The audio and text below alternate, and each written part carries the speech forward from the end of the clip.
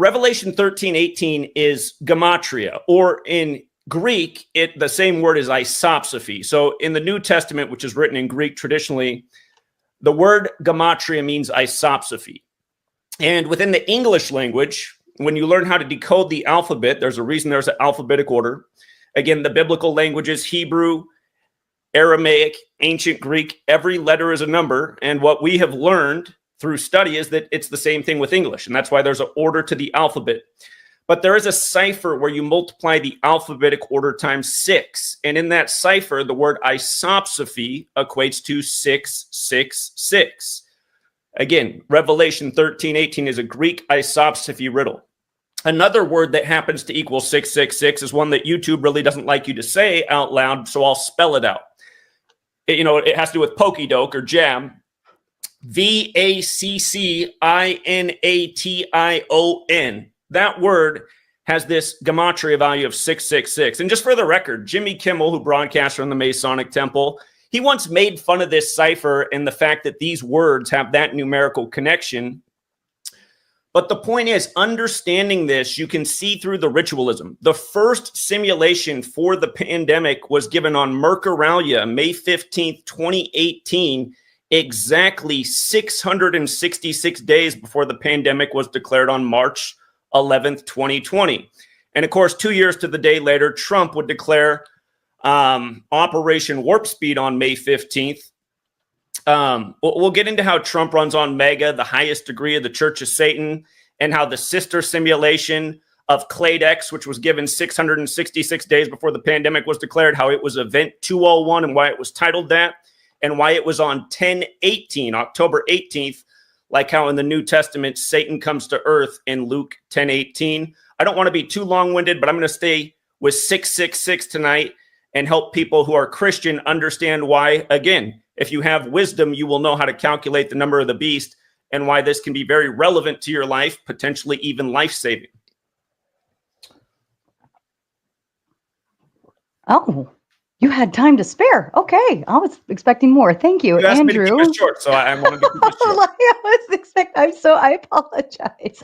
Andrew, to you, please. Oh, you're muted. That's probably the only L I'll take tonight, is that I was muted in my opening statement. So just very quickly, you could have done that better by sourcing the Iron Maiden version, which is something like, bow to you of earth and sea, for the devil sends the beast with wrath, because he knows that time is short. Let him who hath understanding reckon the number of the beast, for it is a human number. Its number is 666. It sounded way more ominous when they did it. I'm just pointing that out. So anyway, so back to this. Gematria is complete nonsense, and it's easily falsifiable. And actually, Zachary, you're going to do me a great favor tonight. You're going to falsify it for us. And I get to watch you do it. I do this to what me and Jim Bob refer to as, quote, Gematria tards all the time. Well, you seem like a decent enough fella, and I'm not going to take the evening to insult you, unless, of course, you start the insults first. Anyway, it's pretty simple. The object here is that math is a universal. If it is universal, it should be able to be applied universally. He says that numbers don't lie, but numbers lie all the time. For instance, have you ever taken a measurement of something and been wrong? Oh, maybe you were off by a half inch, you were off by a quarter inch, right? Because it requires an interpreter. So how do we know that you're interpreting these numbers correctly?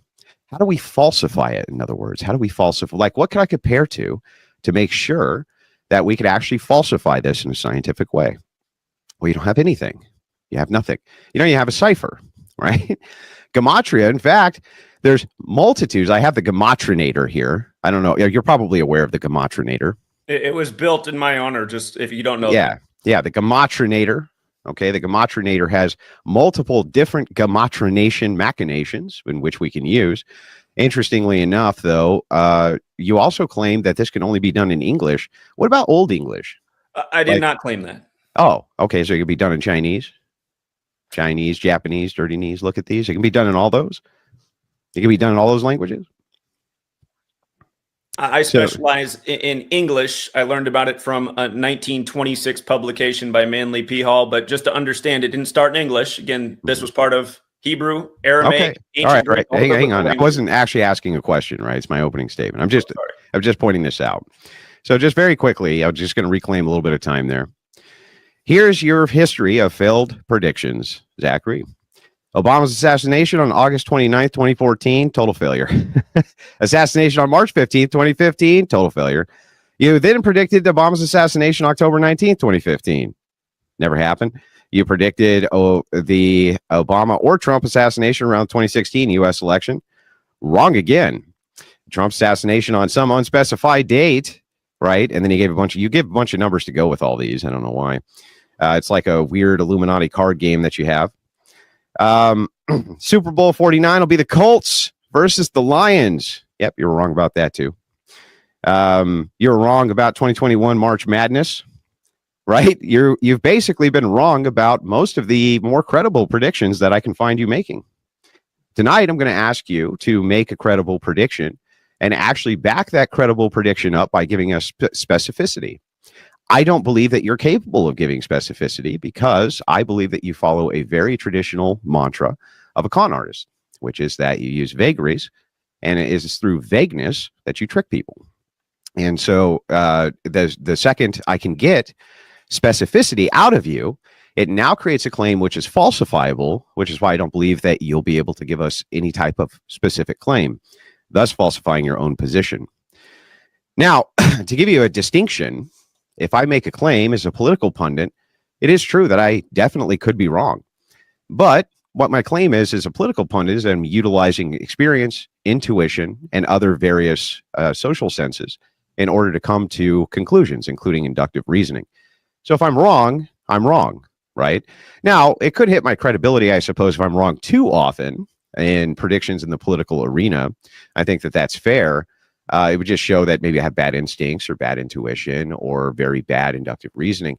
You don't really have that luxury, though, because you have what's called a predictive model, in this case, Gematria. You need to actually specifically be correct about the things that you predict in a very specific way, and you need to be right about them more than you're wrong about them for this to actually be useful and not just left up to chance. So what I'd like to do is demonstrate that tonight when we open up the debate, and I'm ready to go when you are. Thank you, gentlemen. I appreciate both of you being here this evening. And as a kind reminder to the viewers, chatters, we will do about 2 hours worth of debate. Then we will go into closing statements, read and respond to super chats. Then we will open up the panel for the open panel dumpster fire. Gentlemen, the floor is open. Yeah, so if you don't mind, I can open up the line of inquiry very quickly by just asking you a basic question. Do you agree with me that that mathematics is a universal constant? It is, yeah. Yes. Okay. So then you would have to agree that universally, whatever mathematic expression you had, in the case that I would point to would be logic as a mathematical expression. Regardless of the language, propositional logic is going to be the same. There's no choice because what the hell is in the background? You're so used to that. Stop it. You know that's always there. I'll turn it down another notch for you. That's the most distracting shit ever. So anyway, in any language, this universal expression should be able to be expressed. I want to know why in Gematria you focus on English. Let's start with that. Again, I was looking at this within the context of English because naturally that's the language I speak. We are in the United States of America where it's the dominant language. And I was trying to understand what I was seeing for over a decade with regards to numbers being used in ritual and big news stories and sports games, seemingly numbers being inserted into news articles that just didn't need to be there. They didn't really add any meaning to the story. It almost seemed like they were placed there ritualistically, the same number used multiple times in a story. What kind of numbers? Honestly, the number that I saw the most in the news that was unexplained to me for the longest time was 47. It seems that they like to put the number 47 in news stories an awful lot. And lo and behold, there is a reason for that. Okay, so you have a newspaper clipping handy by chance of this number so I can see it in its context?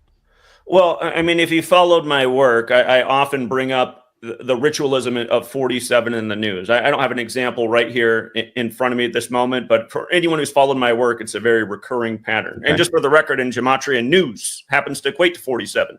I didn't know that for the first 13 years of trying to figure out why that number was so omnipresent in stories. Okay.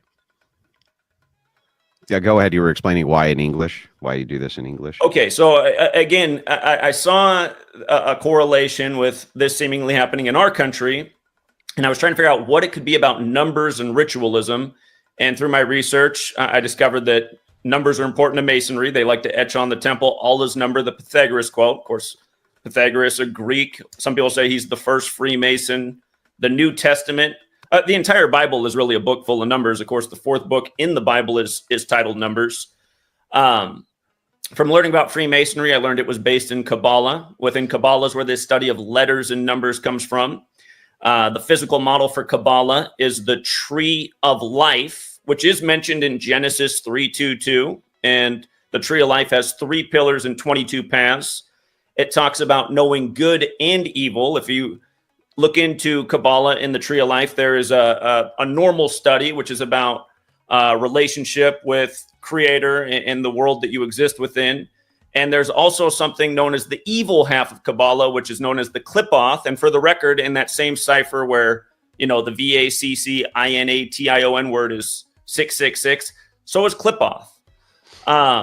Seemingly not arbitrarily. The word witchcraft also has the 666 value. Makes you think about how spells has to do with magic, as well as the creation of words, spells, spelling. And if you look into the Clipoth, it is about using this Kabbalistic knowledge to have influence over somebody. And seemingly it seems that that is what's being done with this knowledge. But as for English, again, in my studies, I noticed that at the end of the 16th century, that's when English was standardized with the 26-letter alphabet. And that is also when the Gregorian calendar was implemented by the Jesuit priest Christopher Clavius. In fact, today is the anniversary of the Gregorian calendar being implemented. It happened in history on February 24th. And ultimately, that's where my research has led me to, that it's the Jesuits who created this system with the calendar and the language and seemingly used the Bible like a playbook, as we'll get to. And it like is Club of Rome stuff, you mean? Go ahead. Club of Rome stuff. Club of Rome established April 7th, 68, 3 days after the assassination of I'm very, very familiar with the Club of Rome theory. So anyway, there's holes in that, and we can get to that too. But just very quickly, do you realize that the number 1 number, which is found in newspapers, is 10, not 47? It's the most recurring number in newspapers is 10 because of top 10 listings, top 10 this, top 10 that.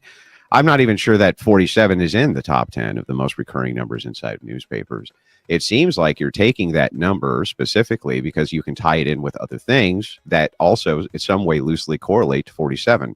Here's how I can demonstrate this for you.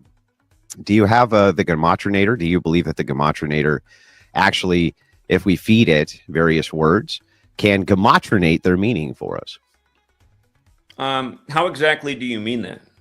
Well, like for instance, if you were to take, you're talking about the jabby stabby, and you keep on saying that it's 666 is tied into the jabby stabby, right? It is. Yeah, but I think that what's going on is that you're taking a loose correlation of opposite events, and I could take an equal amount of correlated opposite events and come up with a wildly different number than 666. And I don't know how you could falsify that. You can try and make your point, and then I'll give you my rebuttal if you'd like to do that. Yeah, so anything which you come up with to reach the number 666 when it comes to the jabby stabby is going to be loosely correlated events which come up with a word by your definition that's going to equal this number. But what you have to do is you have to take a series of events which fit X other event to come up with this word to confirm your bias. What I'm saying is that I can equally take that, put it in the Gematrination machine, which I have up now and I'll put in front of my audience, and prove to them and demonstrate to them that I can come up with a completely different number than 666. So can you tell me how you came up with 666? Again, the cipher where VACCINATION equates to 666 is known as Sumerian Gematria or Gematria. It's just where the alphabetic order is counted by 6. A is 6, B is 12, C is 18, D is 24. Is it the actual word vaccine? Say that again? Is it the actual word vaccine that equals 666? Well, again, I'm spelling out loud. Vaccination. Ah, I see. Now, are there other words that equal 666? Of course there are. How many? But that's a good question. But you don't know? Let me make a point real quick, Andrew. Wait, hang on, back up. Go ahead, and then I'll make my point. It's pretty important for you to know how many other words would equal 666, as after all, there could be other words which are non-nefarious whatsoever that would equal 666. Wouldn't you agree? I would agree. Yeah, so why is it that we should put value on this one word? Like, for instance, why would it need to say shun? Why couldn't it just say een? Why couldn't it be ine instead of tion? Why not? Why does that not equal 666? It sounds like selection bias, right? Well, again, we can get into the ciphers and the other variations of the word vaccine and where this all ties together. But to make a point about 666 and also the date that the simulation happened in light of the Christian lens, again, for anyone who wants to look this up, Clade X was the first simulation of two simulations about the C-19 pandemic. And again, the first simulation was May 15th, 2018, exactly 666 days before the pandemic was declared on March 11th, 2020. Now, the thing about May 15th is the majority of the world writes that date 15/5 like 155. If you just take the most simple cipher, the alphabetic order, and you spell out the actual name of the virus, CORONA, virus, spell that word out, it equates to 155. In the same simple cipher, Christianity equates to 155. Now, in Sumerian gematria, where you multiply times 6, they both equate to 930. And Andrew, why would 930 be interesting in light of Christianity? Well, hang on. Before we get into that. Oh, hold on. No, let me finish my point if you don't know the answer. Well, you just asked me a question. Right. I'd like you to answer the question. I have no idea. Why would 930 be relevant in Christianity? In Protestant Bibles, the Christian section begins with Matthew 1:1, which is the 930th chapter of the Bible. Okay. The 930th chapter is where the Christian section begins. Mm-hmm. And again, what is the first book of the Bible called? Genesis. Well, that's true in the Old Testament. Excuse me. What's the first book of the New Testament called? What's it called? Matthew. Okay. Matthew, but you hear the word math in it. And how does Matthew begin? How does it begin? It begins with the 42 generations to Jesus, correct? Well, let's take a look and see if that's how Matthew begins. Well, I thought you would know as a Christian. Matthew does begin with the first 42 generations to Jesus. Let's pull it up. See, you have to be very specific here, right? And I just want to make sure that what you're saying to me is actually true. So just hang tight. We'll pull it up. Well, he's looking that up. Also, I let him get away with his little cheap shot about things we've gotten wrong. You guys should look into the resume of the things we've gotten right. It's unprecedented and it's undeniable. And we can come back to what he brought up in the beginning because it also wasn't quite accurate what he said. But if you're going to try and discredit my work based on a few things we got wrong in the early days of the research, you should take. Now, hang on. I just want to make sure. Track record over the last 11 years. The book of So let's go back. The book of Matthew, right, starts with the words, "This is genealogy of Jesus, Messiah, son of David, son of Abraham." Why is that relevant to this? I'm making the point about why the New Testament begins with the 42 generations to Jesus. Again, the Bible is a book of numbers. Okay. And Matthew, you hear it in the name, the word math. Uh-huh. So for your audience who's not familiar with Wait a second. The word math is in the word Matthew, and you think that has relevance? Well, I'm going to make a point how it clearly does. Okay, go ahead. Again, the 4 base ciphers of the English language. I learned this from Manly P. Hall's The Secret Teachings of All Ages, published in 1926. Yeah, Manly C. Hall, the occultist, right? P. Hall, sorry, the occultist. He wrote a lot about the occult. He was an occultist, yeah.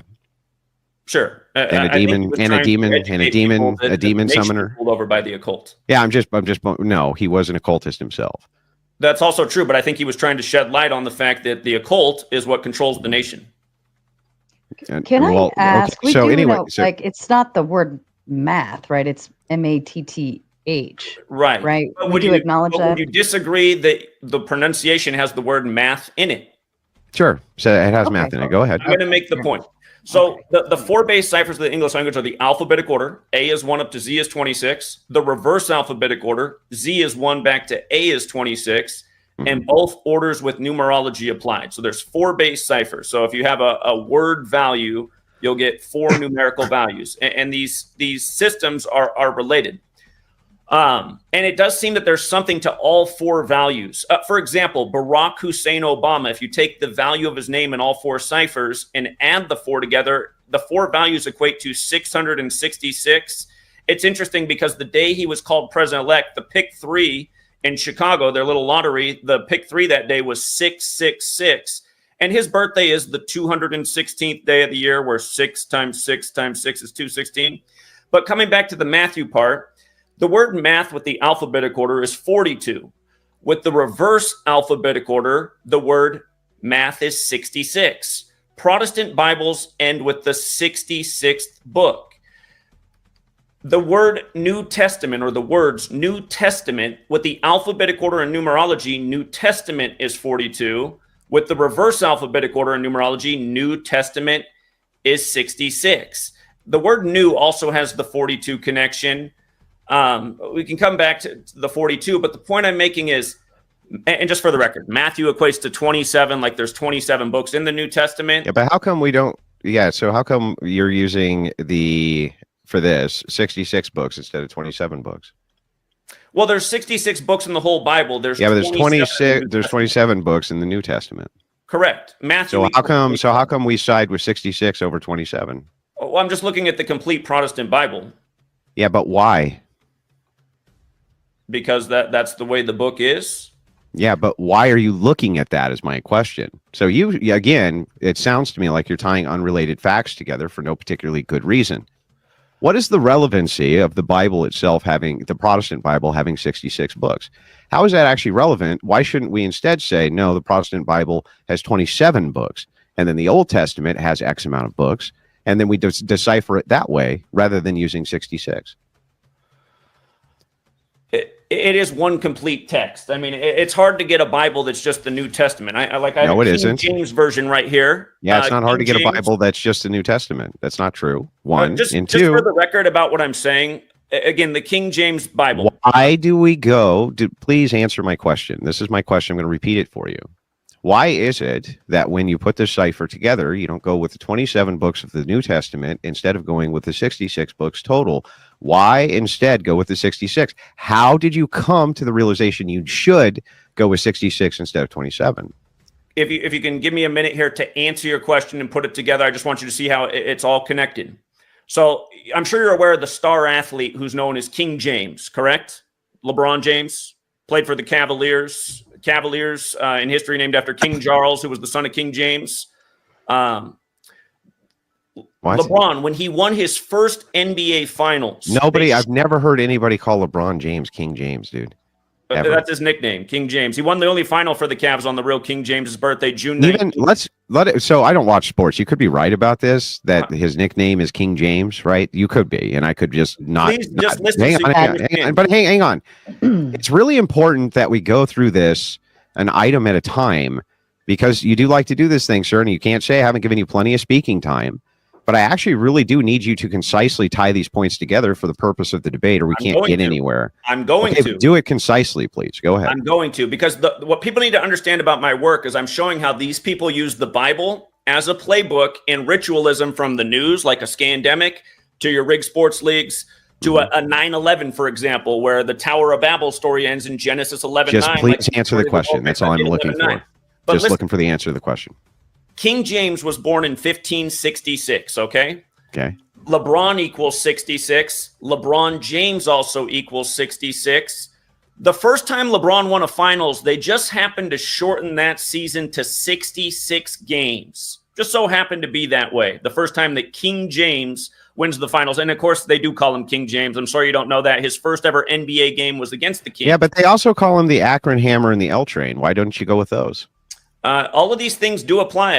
I can come back to that. He was born in Akron along with. How does the L Train translate over to being tied into King James, though?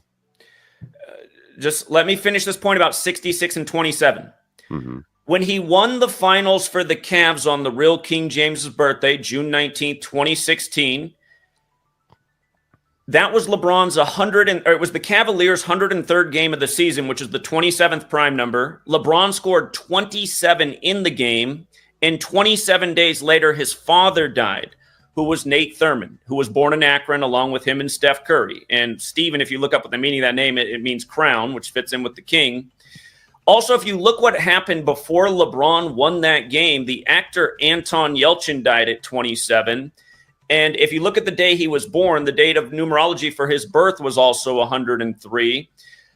Again, the point I'm making, which might seem a little bit complicated, is these people do perform wicked rituals, and they do use these numbers. Can you please explain to me why you went with the number 66 for the tie-in for this instead of the number 27? Well, why? I'm showing you how they use 66 and 27. I don't care why they use 66 or 27.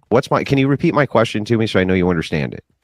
You're asking me why would I look at 66, the whole length of the Bible, versus 27, which is the books in the New Testament? Why? So can you answer that question? Because both numbers apply to the book, clearly. There's but why? Yeah, okay. In the Christian section. Okay, but do you agree that some parts of the Bible, for instance, could just have certain things which are relationary chapter by chapter? Why not calculate all the chapters, for instance, and use that instead of using the total amount of books?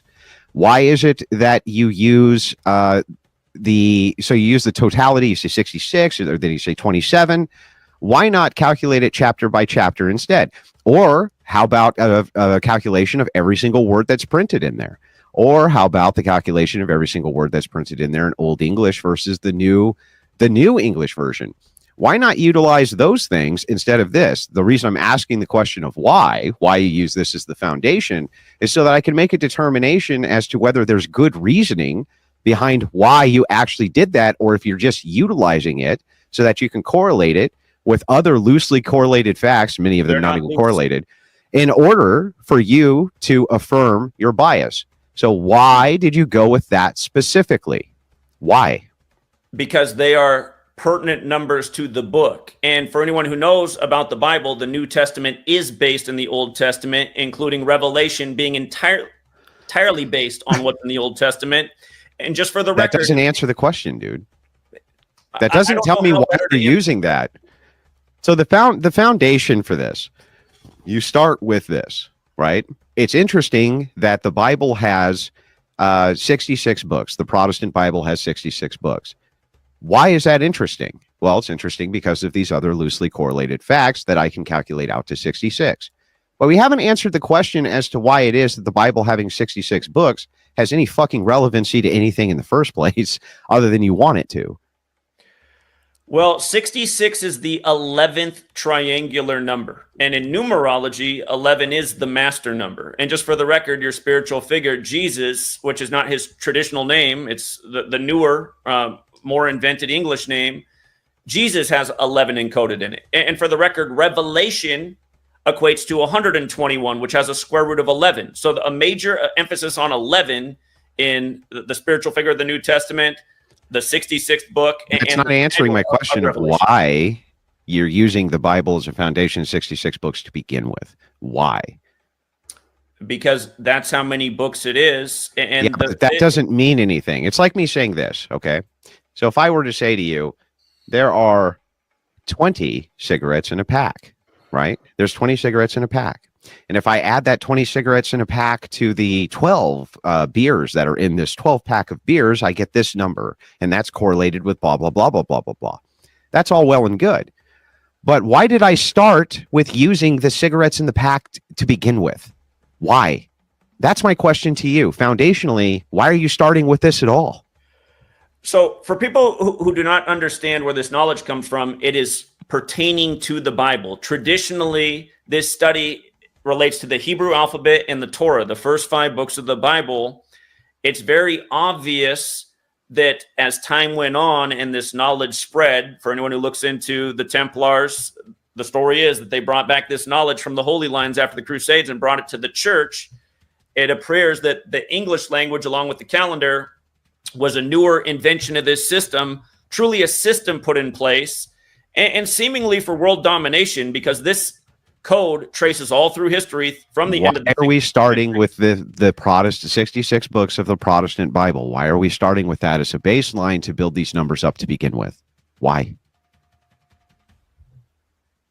Again, I'm answering why the Protestants were given this 66 book Bible. I don't care why they were given it. That's not my question. My question, I'll assume God himself came down and gave it to them. He handed it to them on a silver platter. With regards to the King James Version, why for the purpose of the mathematical breakdown in this numerological set, and we're going to consider this a set being X amount of correlated pieces equal X number, and the X number is then the thing that we're after. That's what we're solving for. But we have to have a reason to start with numero uno, the first thing that we start with, right? So if I'm going to calculate 1 plus 1, for instance, to equal 2, I have to start with a reason to count 1, right? There has to be some reason for me counting 1. What is the reason we're starting foundationally with the 66 books of the Bible in order to draw these correlations to begin with? Why? Again, I think I'm explaining it. I think it's you who's not grasping it. Use really small words. Huh? Use really small words. Okay. Numerology is central to the Bible. It is central to Kabbalah. This seems to be overlooked by many people who read through the Bible and do not question what all of the numbers inserted in there mean. Were you not once a child like I was, Andrew, coming up in the church in Sunday school and reading these verses and asking, why are these numbers in there? Did that ever? No, I was born an adult-based conservative, ready to have sex with my wife right out of the womb, sir. Honestly, Andrew, you claim to be Christian. Mm-hmm. Did you not read the Bible as a child and wonder what it was about the numbers? No, I didn't think too much about the numbers, but they just seemed like they were chapter indicators, right? Have you read the Bible? Yeah. There's a lot of specific numbers in the verses that go without. Yeah, but those numbers, and most of the time, these numbers pertain to something which is relevant that we're talking about, right? So same thing with genealogy. You can calculate genealogies to X number of years. You can do this in Genesis with the line of Adam, for instance, and you come up with the X amount of years it took to get to Moses, et cetera, et cetera. The problem is that is tying something to something else. So we have reason to do this. We're solving for something, right? We're trying to determine how many years between Adam and this person was it? How many years between Adam and this person was it? Perhaps you could use that to calculate the age of the earth or the age of creation. There could be many various reasons why you'd want to focus on these various genealogies, though in Timothy it does say not to focus on endless genealogies, I believe. But the thing is that aside, it pertains to a reason for us to do the thing. What I'm asking you is a basic foundational question, which is, what is the reason we start with this base other than just because you fucking want to? Again, it's not because it's what I want to. It's about observing the numbers that exist in this text and trying to understand why. 6 is a recurring number from the beginning of the Bible. For the record, in the Sumerian cipher, Genesis also equates to 666. And I'm sure you're aware that man is made on the 6th day. I can grant it that any number of numeric calculations that you come up with as just being true. However, this does not answer my foundational question as to why it is we're going to start with the Bible to begin with. Why? Why do we start with that to begin with? This Protestant Bible, 66 books. Please answer my question. Why are we starting with that? Why? Is the King James Version not the most recognized version of the Bible in the English-speaking world? Yeah, that doesn't give us a cause for why we would start with that. Okay, if you look into the King James Version, they say Francis Bacon was one of the key writers for it. He was into this study of letters and numbers. John Dee, the occultist, who was also into the study of letters and numbers, helped with the King James Bible. First of all, John Dee was an Enochian occultist. Okay. And the thing about Enochian occultists is that they also are all fucking numerologists. And they like to fool the kings that they work for, like John Dee did, by coming up with false Enochian linguistics, completely made up, false, non-testable Enochian linguistics. To this day, they can't be tested because they were all false. And he was able to trick the court that he was working for, John Dee was. So the thing is like, that's not good evidence of anything, especially not Enochian text. That aside, leaving that portion of the occultism aside, John Dee did the same exact thing. He said foundationally, we need to start with this portion of the Bible in order to decode what angelic speech is, what Enochian speech actually is. He never gave a fucking reason why, though. And so the thing is I'm asking you the same question nobody ever asked him. Why are we supposed to start with a baseline of 66 books from the Protestant Bible in order for us to do these calculations based on that as our foundation? Why are we using that as our foundation? Please answer my question. Well, you constantly interrupt, first of all. Dude, do you really think that I've interrupted you? You didn't even let me get to the dude, you have been going and going, and I've been gracious in letting you go and go. I've barely spoken this entire debate. For me to cut in certain times so that you don't continue to filibuster, so I can get the answer to my question, is totally appropriate. I've been nothing but respectful. I haven't bulldozed you at all, which I could. I haven't done that at all. I've been graciously allowing you to try to answer this question. But please concisely just answer this. Why, sir? Why are we starting with the 66 books of the Protestant Bible as a baseline to make any other calculation? Why? Again, I talked to the point of this subject is this knowledge useful? And it absolutely is.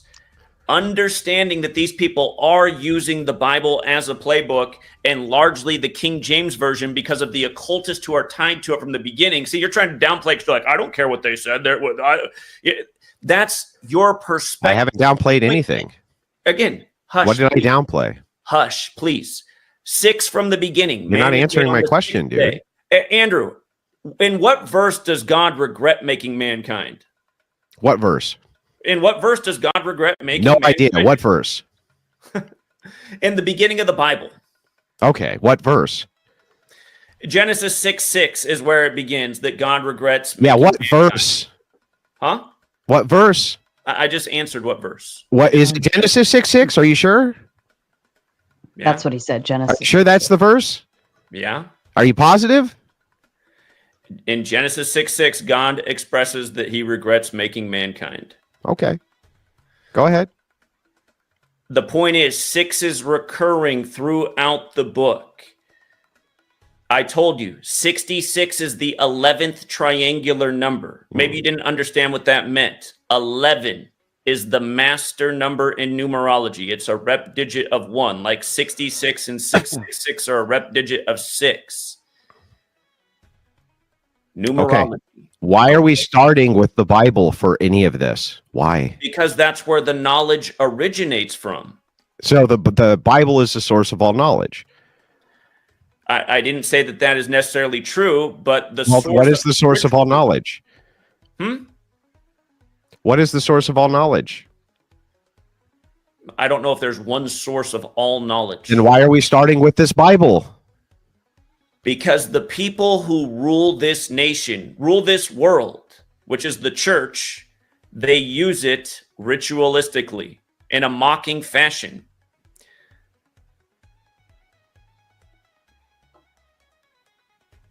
Wait, what? Say that again? I just want to make sure I got that right. What? They use the knowledge of the book like a football coach uses a playbook. Again, look at 9/11. The majority of the world writes that date 11/9. The story of the Tower of Babel ends in Genesis 11:9. And just for the record, this cipher where you multiply the alphabetic order times 6, Genesis has the 666 connection, as does New York. This doesn't answer the question still. Hold on. I want to come back to how you were trying to downplay what I was saying about the pandemic being simulated 666 days before it was declared. So yeah, I actually have that information in front of me here. You said it was from, let me just make sure I got this right. What was the organization you said again? I just want to make sure I got it right. What was it? What was the organization? Are you talking about the Claydex simulation? Yeah, the Claydex simulation. And there were multiple participants, including all the same ones that were involved in event 12. You had a problem with your claim there, though. Do you know what it was? There is no problem with the claim. Well, here's the problem with the claim. The Claydex simulation, I do have it in front of me. You are correct. Johns Hopkins Center for Health Security hosted a Claydex pandemic tabletop exercise May 15, 2018, Washington, D.C. The purpose of the exercise was to illustrate high-level strategic decisions and policies the United States and the world will need to pursue in order to prevent a pandemic or diminish its consequences. The problem is that there was many other corporations long before Claydex who ran pandemic simulations inside of the United States. You claim that this is the first one. That is key. I did not say it was the first one. Not only did you, you said that was the first simulation run. Hang on. I have the note. I have taken the notes. Okay, calm down. Calm down. You can respond, dude. Just calm down. Hold on, Zach. Let him finish. Chill out. Well, he's reading a source, so let him finish reading the source. And then chill out. You said that this was the first simulation that was run. First. Okay, then let's go through it again. So Claydex runs this simulation, which has what bearing on what? Claydex and Event 201 were sister simulations. They were unique in the way they were done. Anyone can still watch the broadcast. There were no other simulations done like this. They have the same, for people who have not watched it, they present it like it's the news, like you're watching CNN. They have the same news anchor. These are sister-related simulations, okay? But I want to come back to the point about what does that have to do with the calculations, though? Hold on. The face of the opposition in the time of the pandemic was Robert F. Kennedy Jr., who's recently been sworn in as the Secretary of Health. And I want you to understand how these things are related. By chance, did you watch any of his confirmation hearings? Of course, watch them live. Okay. So would you agree that the major focus was on his history of being an anti-vaxxer? Some of it, yes, and others. It was the major focus, including all the news. No, I would say that the major focus from the progressives in that panel was on whether or not he was taking money from various corporations when he was engaged in lawsuits against those corporations for the purposes of health. Well, so that was what Elizabeth Warren brought up in one part of the testimony where almost everybody here's the thing, right? All of them had a different variety of questioning him along those same exact basis of essentially calling him a crook. While I will agree with you that there was a lot of pandemic testimony and his anti-jabby stabby, I can see that that's true. I don't think that was the only focus, no. Okay. I didn't say it was the only. I said it was the main focus, and it absolutely was for anyone who watched. Okay. So here's what's interesting. From the day that he gave his speech about why he was running for president, which was April 19th, 2023, Ignatius of Loyola Day, a recurring day of tragedy in this nation's history. RFK Jr. is Jesuit educated, having gone to Georgetown Prep. It's also why he had his lockdown rally in DC on Georgetown's birthday, which went over almost everybody's head. Again, if you're new here, I show how all of this traces back to the Jesuits. But again, from the day that he gave his speech about why he's running to the day that he was confirmed as the Secretary of Health was 666 days later. And again, the big concern is him being Mr. Anti-Vaccine. Okay, well, let's hang on. Let's take this a claim. Hang on. Let's take it a claim at a time. Let's just make sure that that's correct. It is correct. Please. So how many days? Okay, so when do you believe that he started running for this position that he never ran for? Because it's not a position you run for. He gave his. You don't run for the Secretary of Health, just so you know. 2023. Okay, hang on. Stop. When? April 19th, 2023. And what did he do on April 19th, 2023? That was the day he gave his speech about why he was running. Okay. From that day to the day. Hang on. Officially. Hang on. He's not, by the way, I'm sorry. Do you run for that position?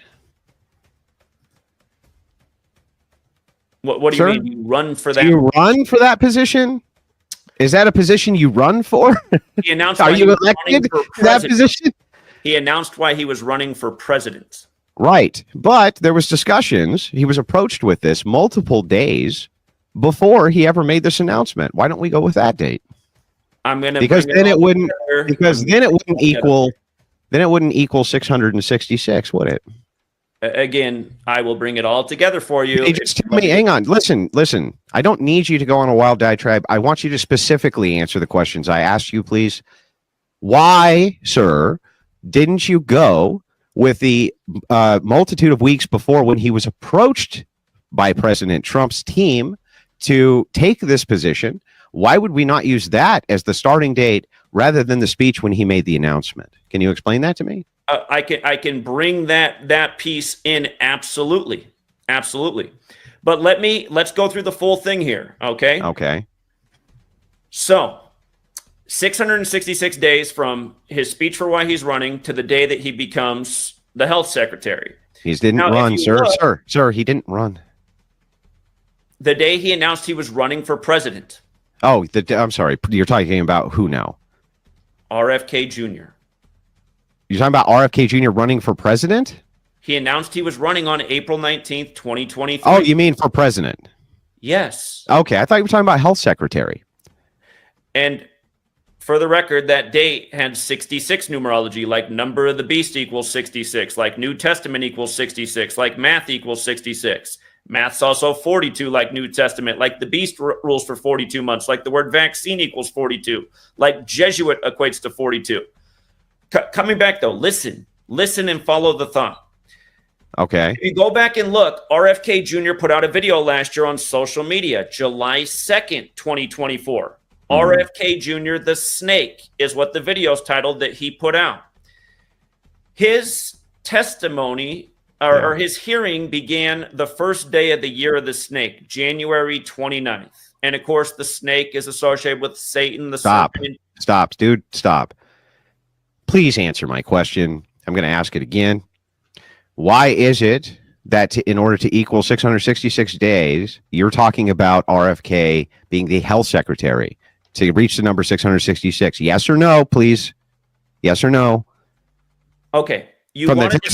Bro, from the day he made this speech to the day he became health secretary, that's where you came up with the number 666, right? Yes or no? Yes or no? Yes. Okay. Thank you. So, okay. Great. Yes. Great. So we're on the same page. You went off on presidency and other things. So 666 days. Why are we going with the day he makes the speech rather than the day he's approached for the position? Can you please answer that question now? Don't talk about talking it into other. Stop. I can answer your question. Let me finish. I haven't finished asking. Haven't finished asking. I don't want you to try to tie it into a bunch of other shit. I want you to simply state for me why it is that you go with that day instead of when he's approached to it, other than because if you went with the day he was approached, it wouldn't equal 666. What would the reasoning for that possibly be? Okay, so the day that him and Trump linked up was August 23rd, 2024. And I can get to why it was that day, but where it fits in with this number of the beast thing is that was the day that he ended his campaign, joined forces with Trump. And that's where the talk began of him, getting a position within the administration, hopefully having something to do with what his focus has been in recent years. What day? What day was this? Huh? What day was this?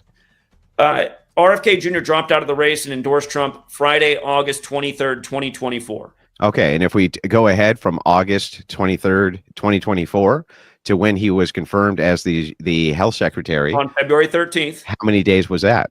That was 174 days later. And here's where this gets interesting. If you write out number of the beast, that has a Gematria value of 174. If you apply numerology. How are we getting to 666? Huh? From how do we get to the number of 666 from the speech, the day of the speech, to the day he's confirmed as health secretary, instead of again going with the few days before or the weeks before when he was actually approached with the position? Can you explain that, please? I'm showing you how the whole thing fits together. It doesn't matter how it fits together. It only fits together if we grant the original link of how we got to 666 to begin with. Otherwise, it doesn't fit together.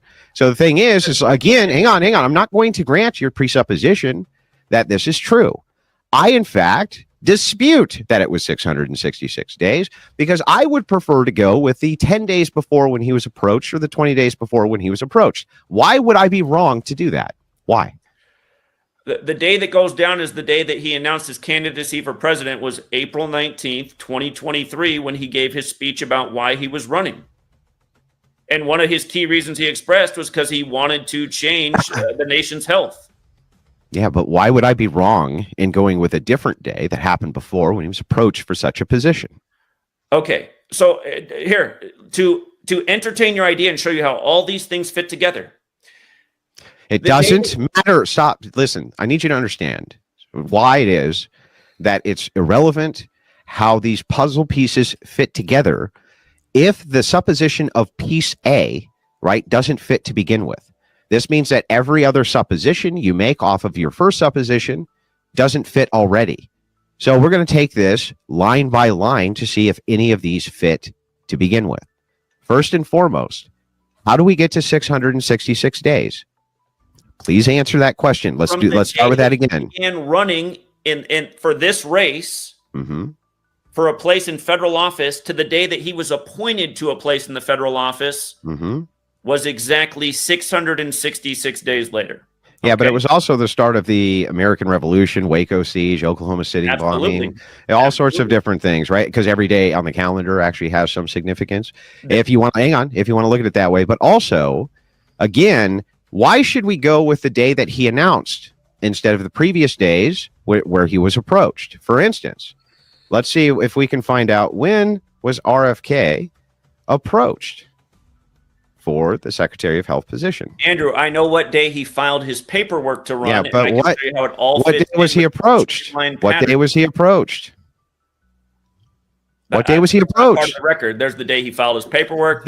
Well, you can safely assume that he was approached for said position before he announced that he was going to take on said position, right? That's a safe assumption. Is that part of the public record? But is it even if it wasn't, wouldn't it be like, I wouldn't go to you and say, hey man, you want to be the Secretary of Health? And then you would go fucking announce it the same day. That's not how that would work. You would be approached for it. There'd be a vetting process. There'd be a negotiation. There'd be talks. Why don't we go with that first? Okay. Again, if you want to understand the ritualism of everything they're doing, then we need to start with concise facts. And we need to start with the concise facts. We need to start with hang on. We need to start with why we have these arbitrary. Dude, please. You don't have any information. All you bring out is hold on, gentlemen. Arbitrary starting points. These are arbitrary. They're not arbitrary starting points. Then why are we starting with that? What is the actual reason we're starting with it? Yeah, but why is that significantly? Why is that more significantly relevant than the day he was approached for the position? Why is that more significant? Andrew, let me make points, and you're allowed to rebut them and try to dismiss them. Again, you go. What if Zach, what he's looking for? I mean, this is dumb. Zach, I think what he's looking for is kind of the why. Like, you have a baseline, but the question is why. Like, for instance, if you're doing math, you're given a given, right? Why is that a given? And there's actual reasons why we have givens in math. You know, if you're doing geometry, so on and so forth. Right, so and I think anyone can understand that if RFK Jr. began his race on this date, that's why we're measuring from that date. I think that's no. See, so now we're getting somewhere. When you say RFK started his race for what? Federal office, to be president of the United States. Okay. I'm sorry. We keep speaking past each other then. Okay. So I just did ask you for clarification on this. The clarification on this was, I asked you, are you saying that there was a day where he made a speech and that speech was tied into him to becoming the health secretary? And you said yes. And that's how you ended up with the number 666. Is that now not true? Again, I'm making the point of when his federal race began to when he got his federal position, which was different than what he set out for, but related, and how it was exactly 666 days later. And again, a point I'd like to make is he's part of the administration of number 47, something we called out that would happen 4 years before it did, why Trump would win this election. Beast equates to 47 like Trump, and he does run on the highest degree of the Church of Satan. Now, please let me make the point. Again, you're trying to downplay these things.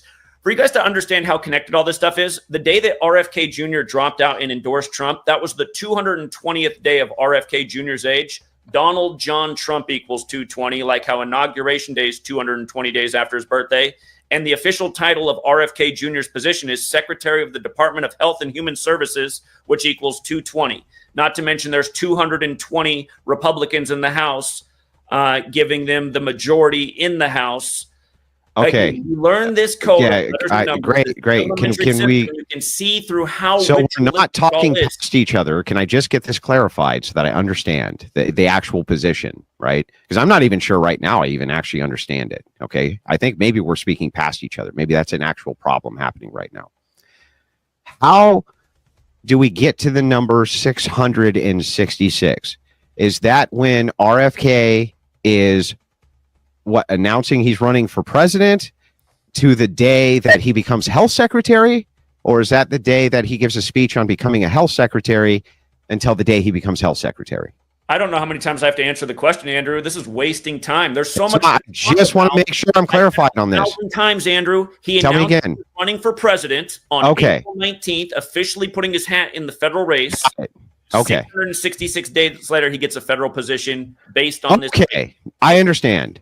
Got it. I want to make a more important point because this is about the jab. And again, go ahead. It saved a lot of people's lives, which is valuable. RFK Jr. put out a video called RFK Jr. the Snake on July 2nd last year, something anybody can look up on 7/2.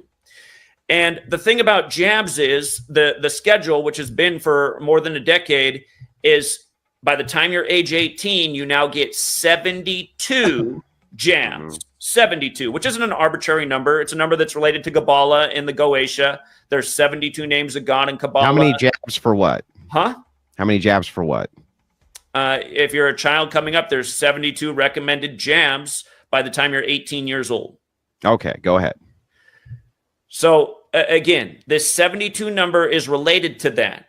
RFK Jr. again on 7/2 puts out the video RFK Jr. the Snake. I'm sure you know how the medical world is associated with their symbol, the caduceus, which I often pronounce wrong, but it has the snake around the staff. Interestingly enough, in Gematria, RFK Jr. equates to 72. Year of the Snake equates to 72. His hearing began on the first day of the Year of the Snake. Jesuit order. Can we start with this, though? The recommended amount of vaccines until you're 18. Where are you getting the number 72? That is, if you watch the testimony, it even came up. They brought up how the schedule of 72. That's what the schedule is. Can you just tell me what the source for that is so I can look it up real quick? Anyone can look it up right now. I have the record. Listen, dude, calm down. I'm just going through each claim like I would with any debater I was debating with. When you shotgun tons and tons of claims, it actually is confusing. So I'm trying to break them all down one at a time. So let's start with this. Where do you get the source that the recommended amount of vaccines for a human being till the age of 18 is 72? Can you just tell me what the source for that is? The CDC. It's right on their website.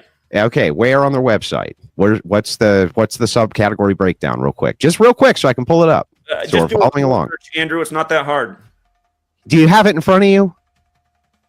Here, just type into Google these words. These are the words for a web search. 72 vaccines schedule and see what pops up. It'll be the CDC with the AI overview right at the top. Should be easy. Okay. Gotcha.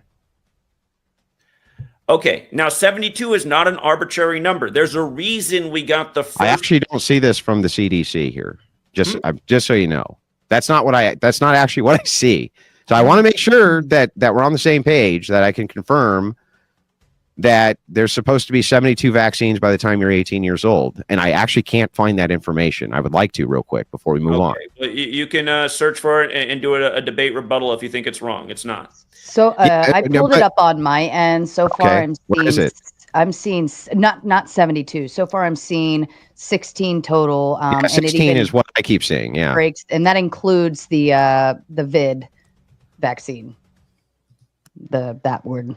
Yeah, I'm not actually seeing that. So the thing is again, the entirety of this debate, my argument to you is that we have to base everything on these incorrect presuppositions that you hold in order for your numerology to continue down its path to make falsified claims. So we need to start with each fucking claim and verifying that it's true. And I'm willing to grant that everything you tell me is true if you back it up with a source that I can then verify, and then we can move on to the next claim so that we can get these numbers correct. Where can I find the information that all 18-year-olds ought to have 72 vaccines by the time they're 18? Where can I find it?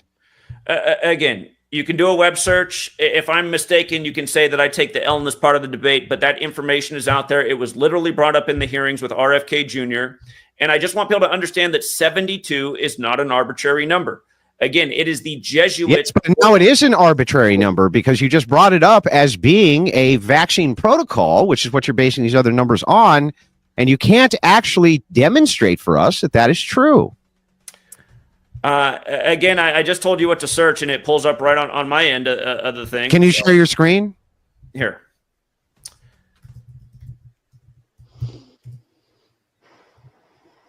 All right, here. Can I share my screen? Let me see. Yes. Mhm.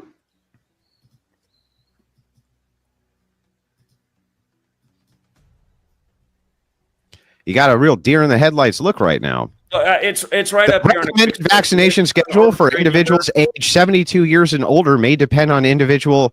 Where I don't see any 72 there. The right thing. Oh man, this is not looking good for you, Chief. Where can we find the 72? Anywhere? Did you make it up? Maybe I did not make it up. No. Where is it? This is a number that's been brought up countless times, including in the RFK Jr. hearing. Where is it? I'll pull it up in the background. Again, my bad. No, let's pull it up now before we continue so that we can make sure that all of your suppositions based on this number are actually correct, because we're dealing with the right first supposition, which you base all of your other numbers on. So let's take a second. Not what everything is based on. I'm sorry. Do you want to have accurate information or not? I have been presenting accurate information. If you're presenting accurate information, then let's start with the fact that 72 is a relevant number to this, because that's the vaccine schedule recommended. You can look this up according to you. According to you, you look this up on the CDC, that 72 vaccines are recommended by the time you're 18 years old. I want the fucking proof. Now give it to me.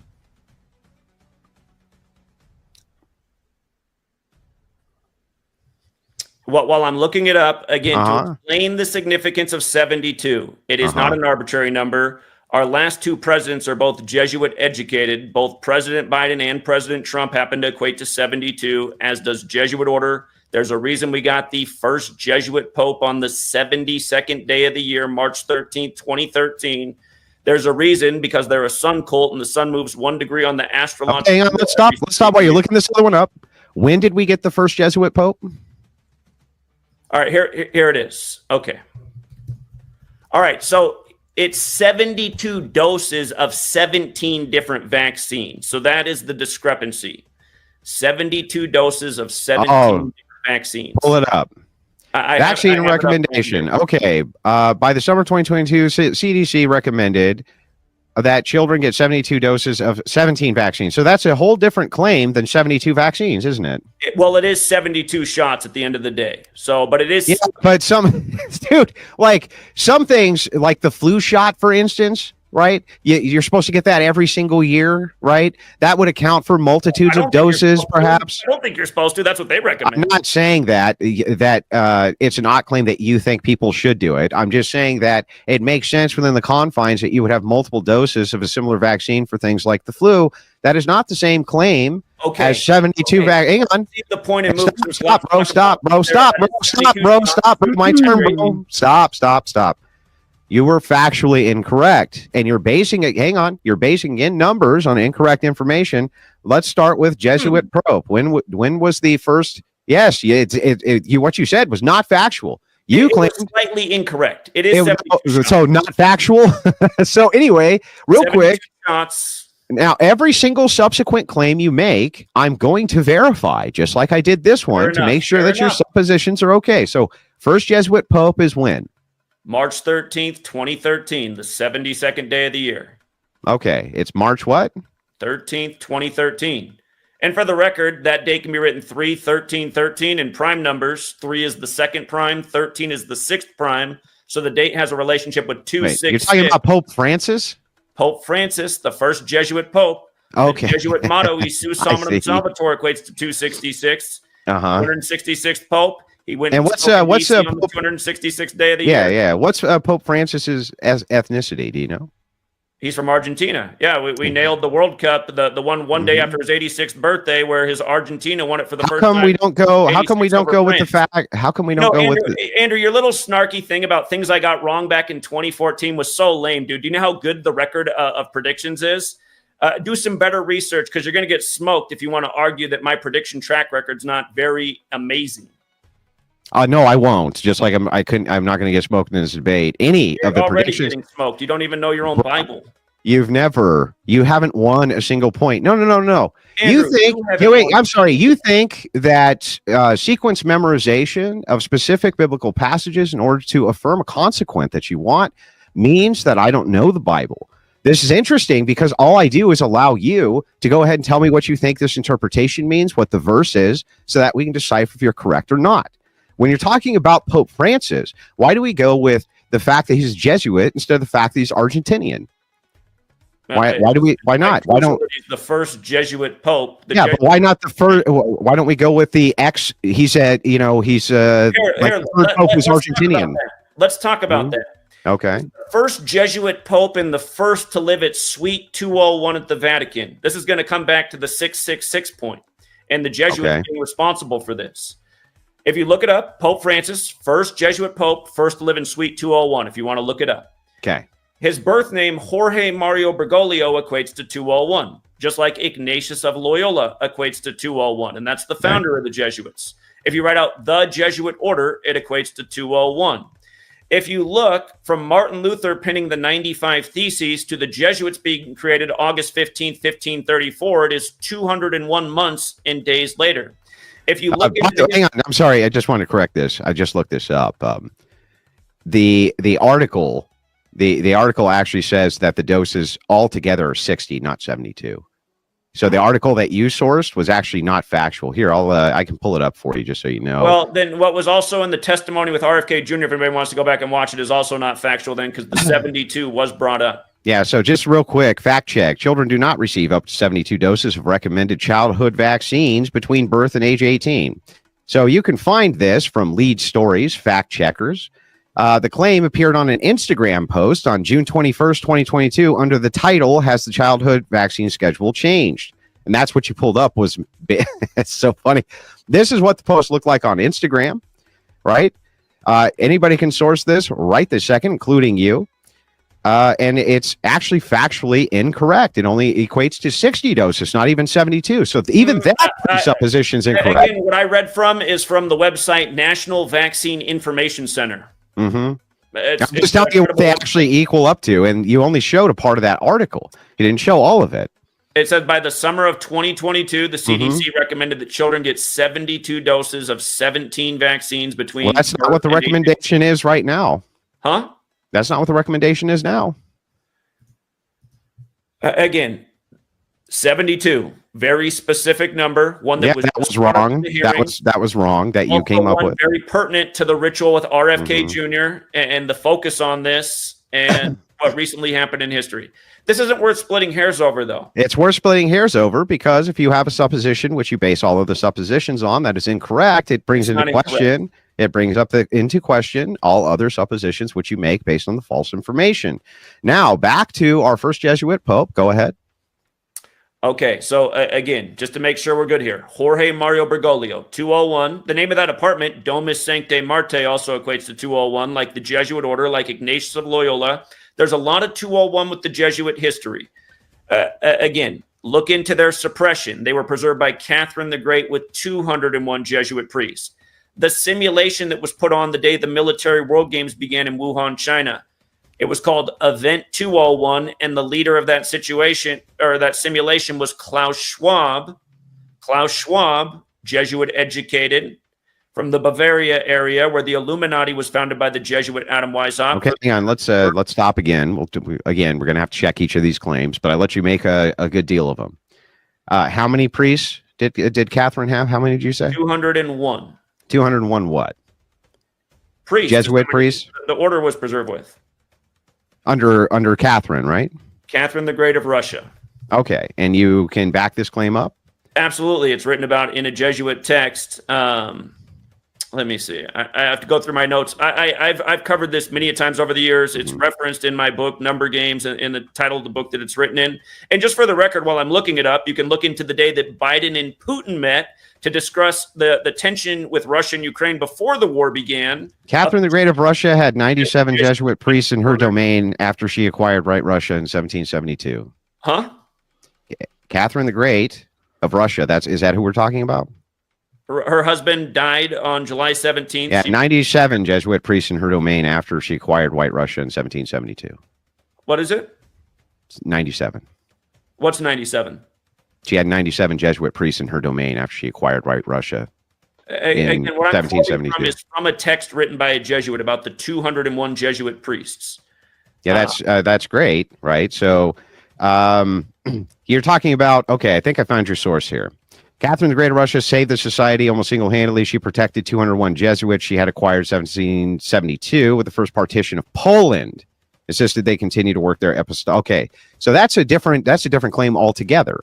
So the 201. So hang on. So grant there's 201 Jesuit priests, and then we move over to the claim of 201 tying into the second thing, which is what? I'm making the point about how they operate by this number ritualistically.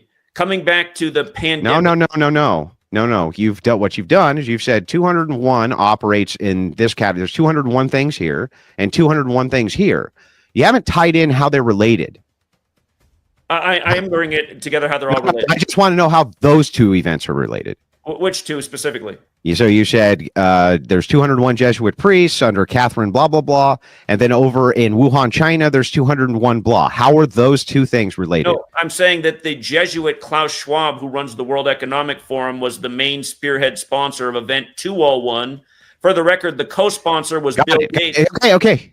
How is Schwab and him being in charge of some Order 201 related to the 201 Jesuit priests from Catherine the Great? How do we make the leap from that to this? In other words, how do we relate these things together so that we know that they're tied in somehow? How?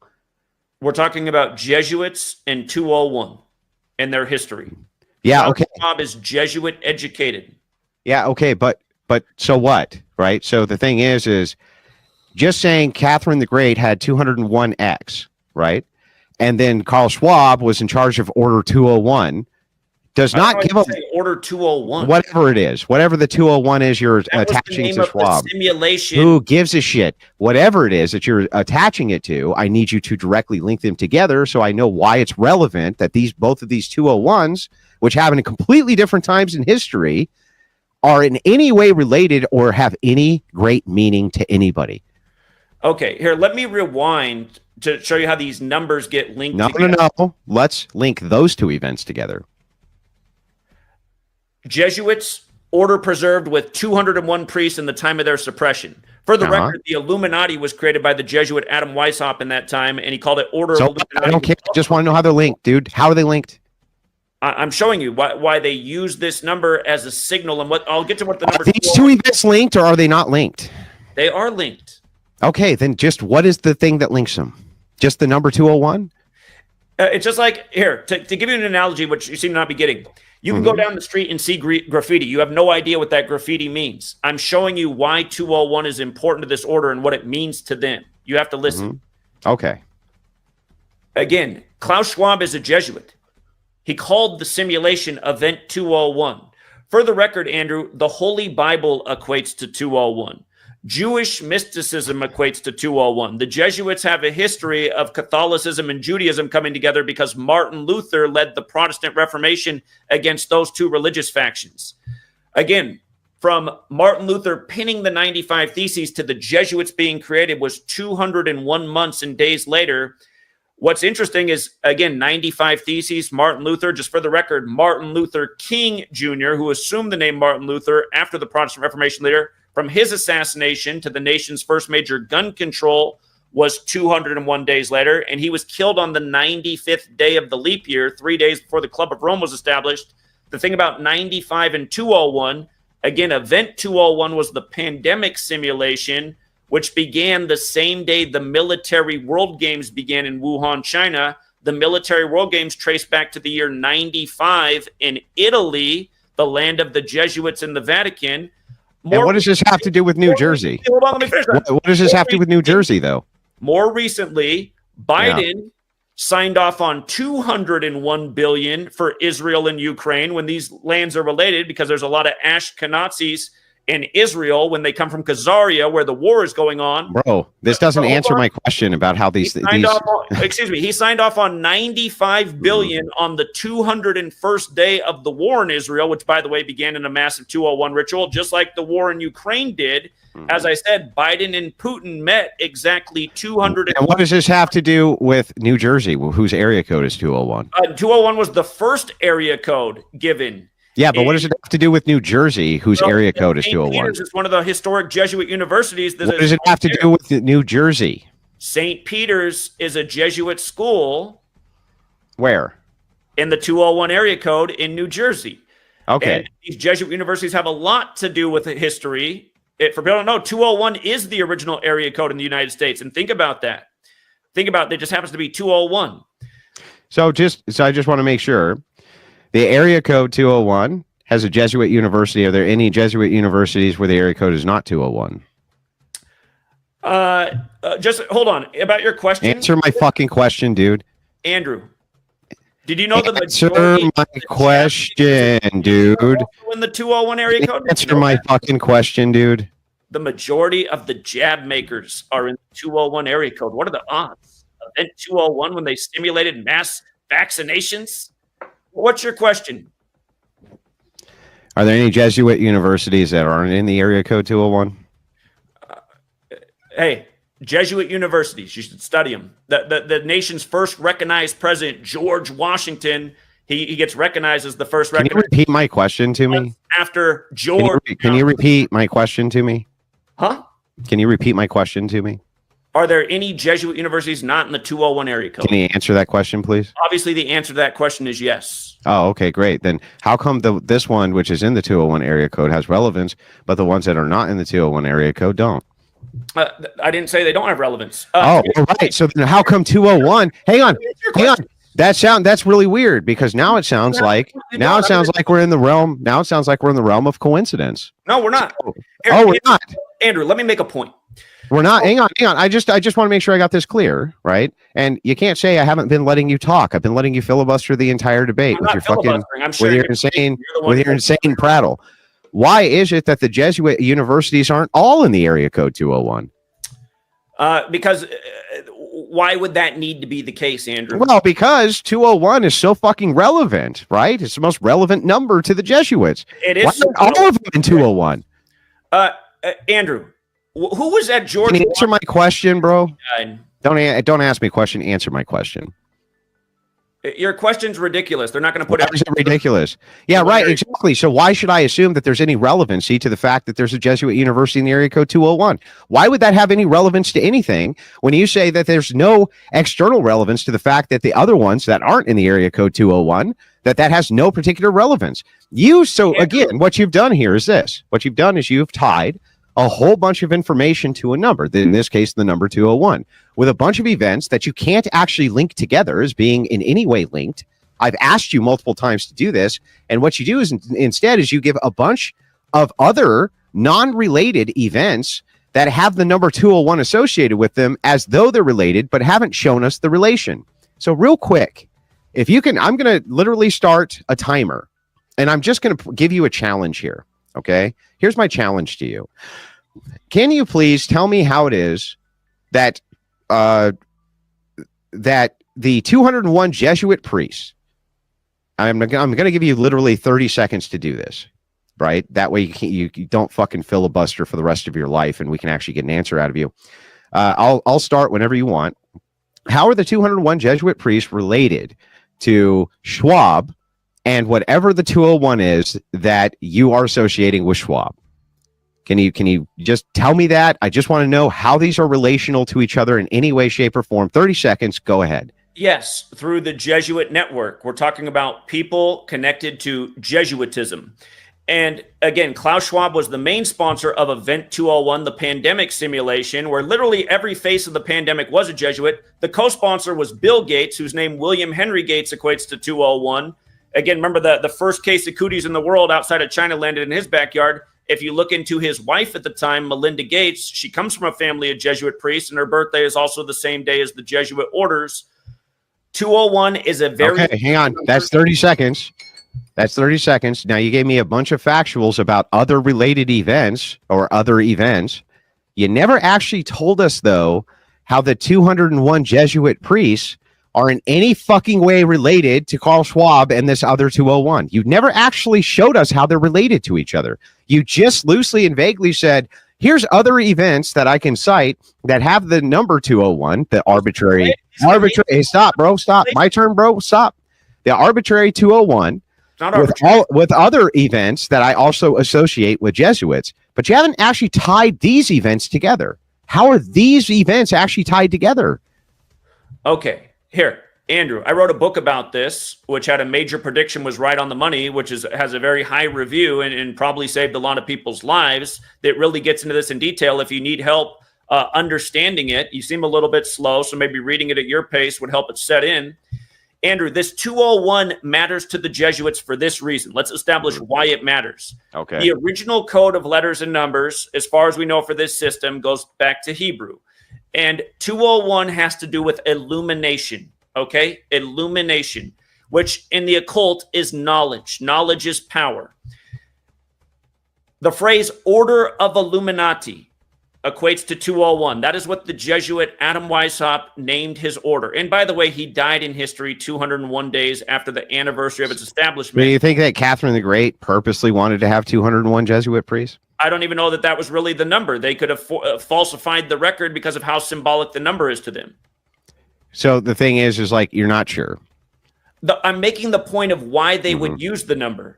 Yeah. Again, Pope Francis, if you look, the last French pope in the history of the church was the 201st. The Jesuits were created in France by Ignatius of Loyola, Mr. 201 himself.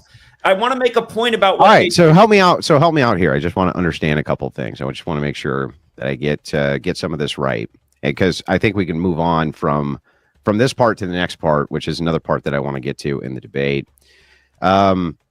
So thus far, I've established that we start with the Protestant Bible for no particular reason, right? Just because you fucking want to, because it has 66. Talk about the Catholic Bible. Yeah, hang on. Calm down. Okay, and we've established that 201 is relevant to Jesuits because you find a bunch of times where the number 201 is used inside of... By the way, I think that the number 201 you could find with any organization. You could find it with, I don't know, tax returns, all sorts of different things. And you could make relationary, like relationary events. You can give them relations where there are no relations. I think you do this with any organization with any numeric value that you want. I think I could come up with something which is similar to this. The fact of the matter is that there's tons of other numbers which are utilized by Jesuits as well. How many Jesuits priests for this church? How many Jesuit kids who attend this mass or whatever it is? There's going to be tens of thousands, maybe an innumerable amount of numbers that we could potentially calculate based on a variety of events. You haven't actually shown us anything other than you have plucked 201 from certain events and tried to tie them together, but you haven't shown us, you haven't shown us any actual relationship. You just say the Jesuits really like this fucking number. Doesn't tell us much. And hang on the Bible thing, what I don't understand is when you say I have to arbitrarily start with the 66 books in order to come up with this number, how come you didn't start with the 76 books instead? How come you went with the Protestant Bible instead of going with the 76 Bible or 76 books from the Orthodox Church? The Orthodox Church is not what's dominating the world. It's the Catholic Church, and I could get into what's in the Catholic Bible. And my contention is, well, there's more than 66 books in the Catholic Bible too, 73, sir. And I can get. Yeah. So why didn't you go with that instead? Well, I would have brought that up as well. Again, the 46 books in the Catholic Old Testament are very important to them. It's how we nailed the Joe Biden for 2020 prediction. I think we're the only ones on the internet who saw it coming. Catholic equates to 46. Joe Biden elected exactly 46 weeks after the Pope's birthday, going with the only other Catholic president, JFK, who was killed at 46. You can look into the death. That's not my question, bro. What's my question? What's my question? Let me finish the point. No, there's no point until you answer the fucking question. Answer my question. I am answering your question. And then tell me first what my question was. That way I know you know what it was, and then answer it. Catholic. I ignored. No, that's not my question. That wasn't my question. My question was, why did you go with the 66 books of the Protestant Bible rather than the 76 books from the Orthodox Bible, or what you claim the 72 books from the Catholic Bible? Why didn't you go with those two because instead? It's the most familiar thing to Christians is the. But why would that be the thing that would necessitate the foundation? Why is that necessary for the foundation? Andrew, because hang on, stop, bro. Bro, it makes no sense. Listen, it makes no sense for you to say the reason that this is foundational and we need to start with this as a base is because most people are familiar with it. That literally does not tell me why we need to start with this as a base. Again, why should we start with this as a base for numerology, for your numerology? If there's other Bibles which are available, why are we arbitrarily starting with that one? Why? Because there's many relevant examples that can be drawn from it, and we can understand that the occult is associated with the King James Bible from the beginning. I'd like to bring it into the current president and where King that James doesn't listen. Okay, listen to Trump. me so that you understand. We'll try this again, right? The thing is like I've let you prattle for a long time, but you do have to actually start answering some Andrew, questions as the debate. I let you do this, Andrew. You haven't made a single cognitive point tonight. You're on defense. I'm on offense. I'm not here to defend. I'm here literally on offense. Point, Andrew. Yeah. Okay. So anyway, but you need to answer my questions, Zachary. So here's the thing, Zachary. Here's my question. Here's my question to you, douchebag. Very simple. Okay. By the way, you started with the throwing out of the insults. You were like, you're super slow, and then you're being kind of a snarky little fuck. You started with an insult in the opening you minute. did. I haven't called. What did I say in the opening minute that was insulting? Go back and watch. What? You don't know. You don't even remember. That's how insulted you were. So anyway, the thing is like you haven't actually answered this question. It seems to me that you're starting from arbitrary starting points. What I'm looking for is what informs that starting point, why we should start at that starting point. You constantly want to start at the end or in the middle of the story. I'm not interested in that. All worldviews have a foundation. They have a starting point. We're starting from this for reason X, right? So for instance, if I wanted to debate about morality, I'd say I'm starting with the foundation of God because, and here's my justifications and here's my reasonings for that. Your foundation justification for why you're starting with the Protestant Bible for any of your numerology is what? That it is the most common Bible and it is associated with the occult, and there's numbers within it that are easy to understand in terms of numerology and what's been encoded in the English language. Got it. And you can see how this ritualism plays out in popular culture, which people are familiar with. So if I said to you, who have knowledge, so if I expressed to you a justification, you were even arguing. So if I expressed a justification for if I expressed my justification for my worldview by saying because most people agree with X, do you think that would be a valid justification? When you say because most people recognize X, do you think that's a valid justification for your worldview? Like if most people, for instance, recognize that murder was fine, do you think that's a valid justification for murder? No. So you just saying to me, I start with this because most people recognize it. That's not a valid justification. Why in the world should we ever go with that in a million years? Because you say, because most people recognize it. That doesn't make any sense, dude. That's not a justification for the worldview. Again, it's not a worldview that I'm presenting. I'm showing how a system has been it is a worldview. Coded into things, including that's a worldview. That's a worldview, literally. Is numerology true?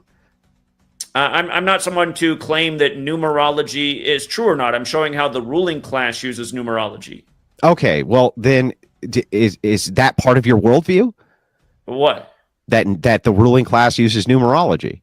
Well, I think it's evident through observation, and so then it's part of your worldview. So numerology, Gematria, things like this, right? You do believe at least Gematria works, right? It is useful for seeing through deception. That's not my question. Does it work? Does it work? Absolutely. Okay, great. So there's part of your worldview that works. So the thing is, it's like, if it works, that's fundamental to your worldview. It's a pillar for your Andrew, worldview. You're misinterpreting. It's what am not I misinterpreting? about my worldview. It's about living in a world and making observations about how the people ruling over you are operating. It's about know your enemy. That's a worldview. Yeah, this is your worldview. How you basically interpret the world is your view of the world. It's your world view. It's your interpretation of the world, right? It's how you interpret things. That's what a worldview is. I'm a Christian, for instance. I look through a prism of Christianity when I interpret the world. I honestly don't think that you or Jim Bob people who are atheists look through an interpretation, alternative interpretation for their worldview. It doesn't matter what you think. Like, that's even if, let's just say for a second you were right and I was a complete phony. It wouldn't have any bearing on whether or not your worldview was correct. So the thing is, it's like, here I am, at least I'm charitable enough to not say to you, I don't believe you believe this. I haven't said that. That's what you're directing at me. I don't believe that you believe in Christianity, which is fucking insane. But that aside, I will say this, it is part of your worldview. And so I'm asking for the justification foundation for this worldview, that this actually works. You say we should start with the Bible, the Protestant Bible. And you say we should start with the Protestant Bible because it has 66 books. And based on that's where you're making the calculation. But you haven't made the justification for why we should start there versus other Bibles. You haven't actually justified that. It is associated with the occult, just like this knowledge is occult. They pay tribute to almost everything's associated with the occult, dude. Can I ask, Zachary? I think I see the translation error, maybe. So it sounds like Zach works backwards. So like he's talking about the ruling class and utilizing utilizing numbers to understand how this occult works or operates, so on and so forth. And you're finding pieces in these items that can resonate, or ways to guide you through like where this kind of conspiracy stuff is operating. Am I somewhere in the zone there? Right. I think I'm you work engineering backwards. what they're doing. No, that's not correct. Listen, I'll explain it again so that you understand. What you said is correct. Worldviews have to have a justification for them. Otherwise, they're made out of nothing. They're made out of sand. If I said, for instance, I don't know, that hobgoblins, invisible hobgoblins behind you right now were putting their invisible hand in your fucking head and making your mouth open and close, right? And I said, that's how every human being on earth operates. It's now a worldview that I have, right? And I would need to justify that with something. I would need to give you something, either philosophical evidence or some type of tangible evidence for my starting position that these hobgoblins are actually doing this, that this is actually true, that this is actually happening. The same thing is I'm requiring the same thing from you when it comes to justification for why we should start with the 66 books of the Bible. You just making an appeal and saying because most people can recognize this doesn't mean it. That's not a justification. That doesn't justify anything. Give me 2 minutes to explain something, and then you try and debunk or rebut what I'm saying. Yeah, sure.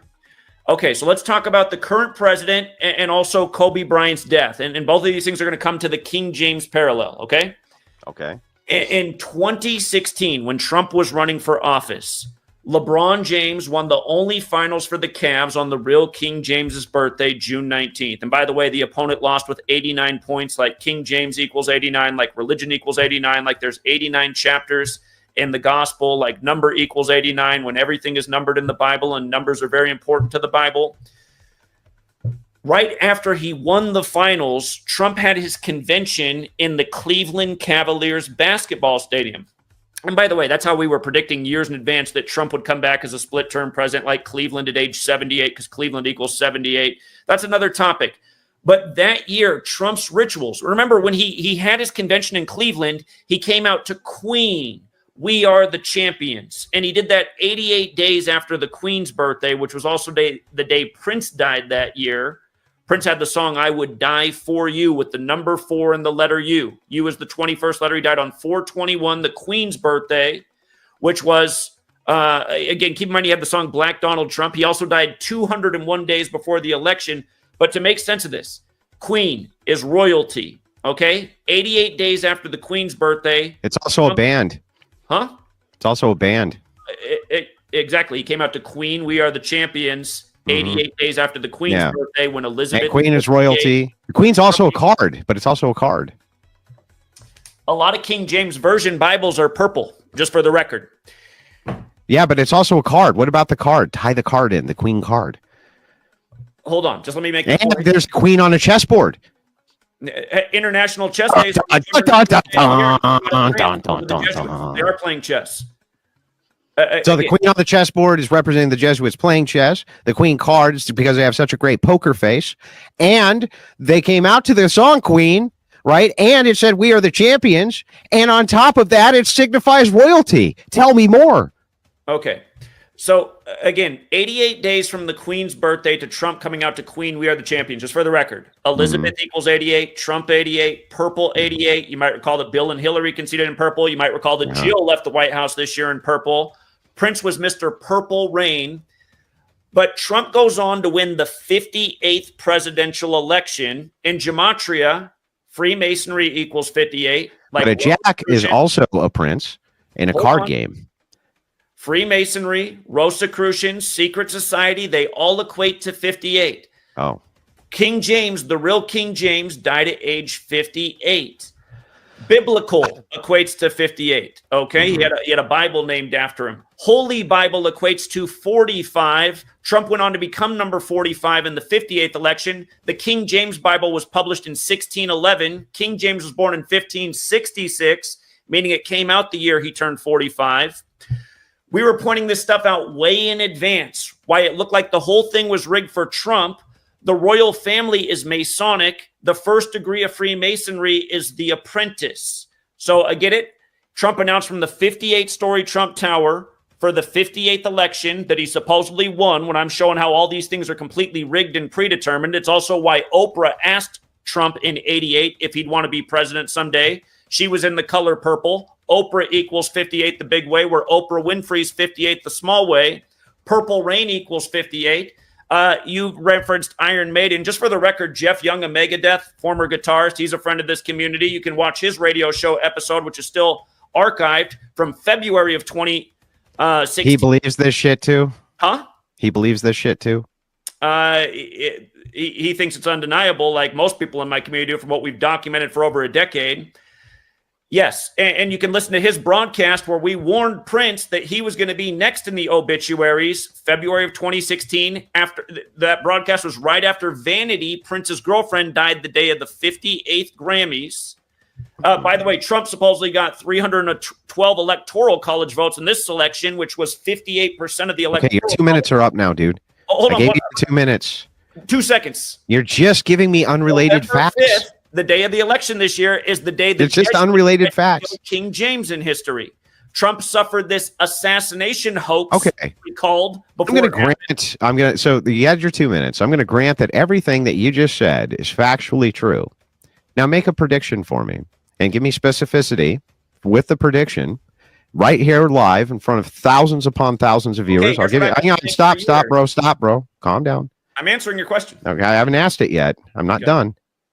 So I just gave you your whole 2 minutes. Right now you have 5,000 live viewers on my side, just on my side alone. And then whatever's on Sarah the Tomato side, and then whatever I have on Rumble. So you probably have like 5,500 people plus watching you live right this second. Can you make a specific, not vague, not bullshit, and not rambly, where you go, based on the with the I think the made I just want a specific prediction, date, this will happen here, and these are the people it's going to happen to. Go ahead. So to answer the question, I've made a name for myself doing this research, and it's the reason I've been deleted and censored, making accurate forecasts. We nailed the last election, calling it 4 years in advance from understanding this knowledge. I was pretty much the only one on the internet explaining why Joe Biden would become number 46. Yeah. Are you going to make? You're not going to make a specific prediction. I'm going to get to it. Yeah. Again, okay. I'm just making the point that we have a long history of accurate forecasts and very specific predictions. Again, you cherry pick some things that I was wrong about in the opening year of my research. Can you make the fucking prediction now, please? Yeah, I can. You don't speak like a Christian. You just take forever, dude. Yeah, because I don't have endless patience. Just please, just make the fucking prediction. Andrew, anyone who has to debate with you has to be patient. I mean, you debate with a libertarian and you try to make the whole thing about brothers having sex with sisters. You're a weird man. Did that upset you? That I'm using logic? Does logic upset you? You're not real strong in logic, Andrew. Well, I've been logically fucking destroying you all. You haven't destroyed. Go ahead. Andrew. Oh yeah, the guy who came up with the vaccines, or that 72 was it 72 doses? Was 72 doses? Didn't basically fact check anything. Gave me unrelated facts. Haven't given me a single justification for why I use the Bibles. Now back to the specific prediction. I'm not going to let you weasel out of it. Give me one. Again. Waiting for that specific prediction. I'm showing you how we make predictions. Yeah, I know. Can you give me one though? I'm showing you how we make predictions. That's great. Can you give me one though? Yeah, I want to get to the important points. Yeah, no, but can you just give me the prediction, please? No, I want people to understand the importance of what I'm. I don't give a fuck, dude. Just give me the prediction. Just give me the prediction, dude. You don't need to necessarily even be able to make predictions for it to be useful. Never going to make a specific prediction. Why don't you just admit you're never going to make one? Just be like, I'm never going to make this specific prediction. I'm going to prattle a bunch, but I'm never going to actually make a specific prediction. That's my prediction. Not using numerology, just intuitive logic that you are never going to fucking make a specific prediction on this program today. It's never going to happen because you're a fraud. But you, sir, can prove me wrong right now by doing it. But you're not fucking gonna. You're not gonna. Go ahead. But again, I want to lay down something. But I'm going to smugly lean back and drink this beer while you don't do that. Again, Donald Trump, the current president, you guys, look into the death of his ex-wife exactly 60 weeks into the first ever Jesuit Ignatian year on the same day that he said he'd be running in the upcoming election, which was the 60th. By the way, Donald Trump equals 60. He buried his wife on the 201st day of the year. You can look into their wedding, which was in a massive 201 ritual, and their first child was born on the 201st day of his age.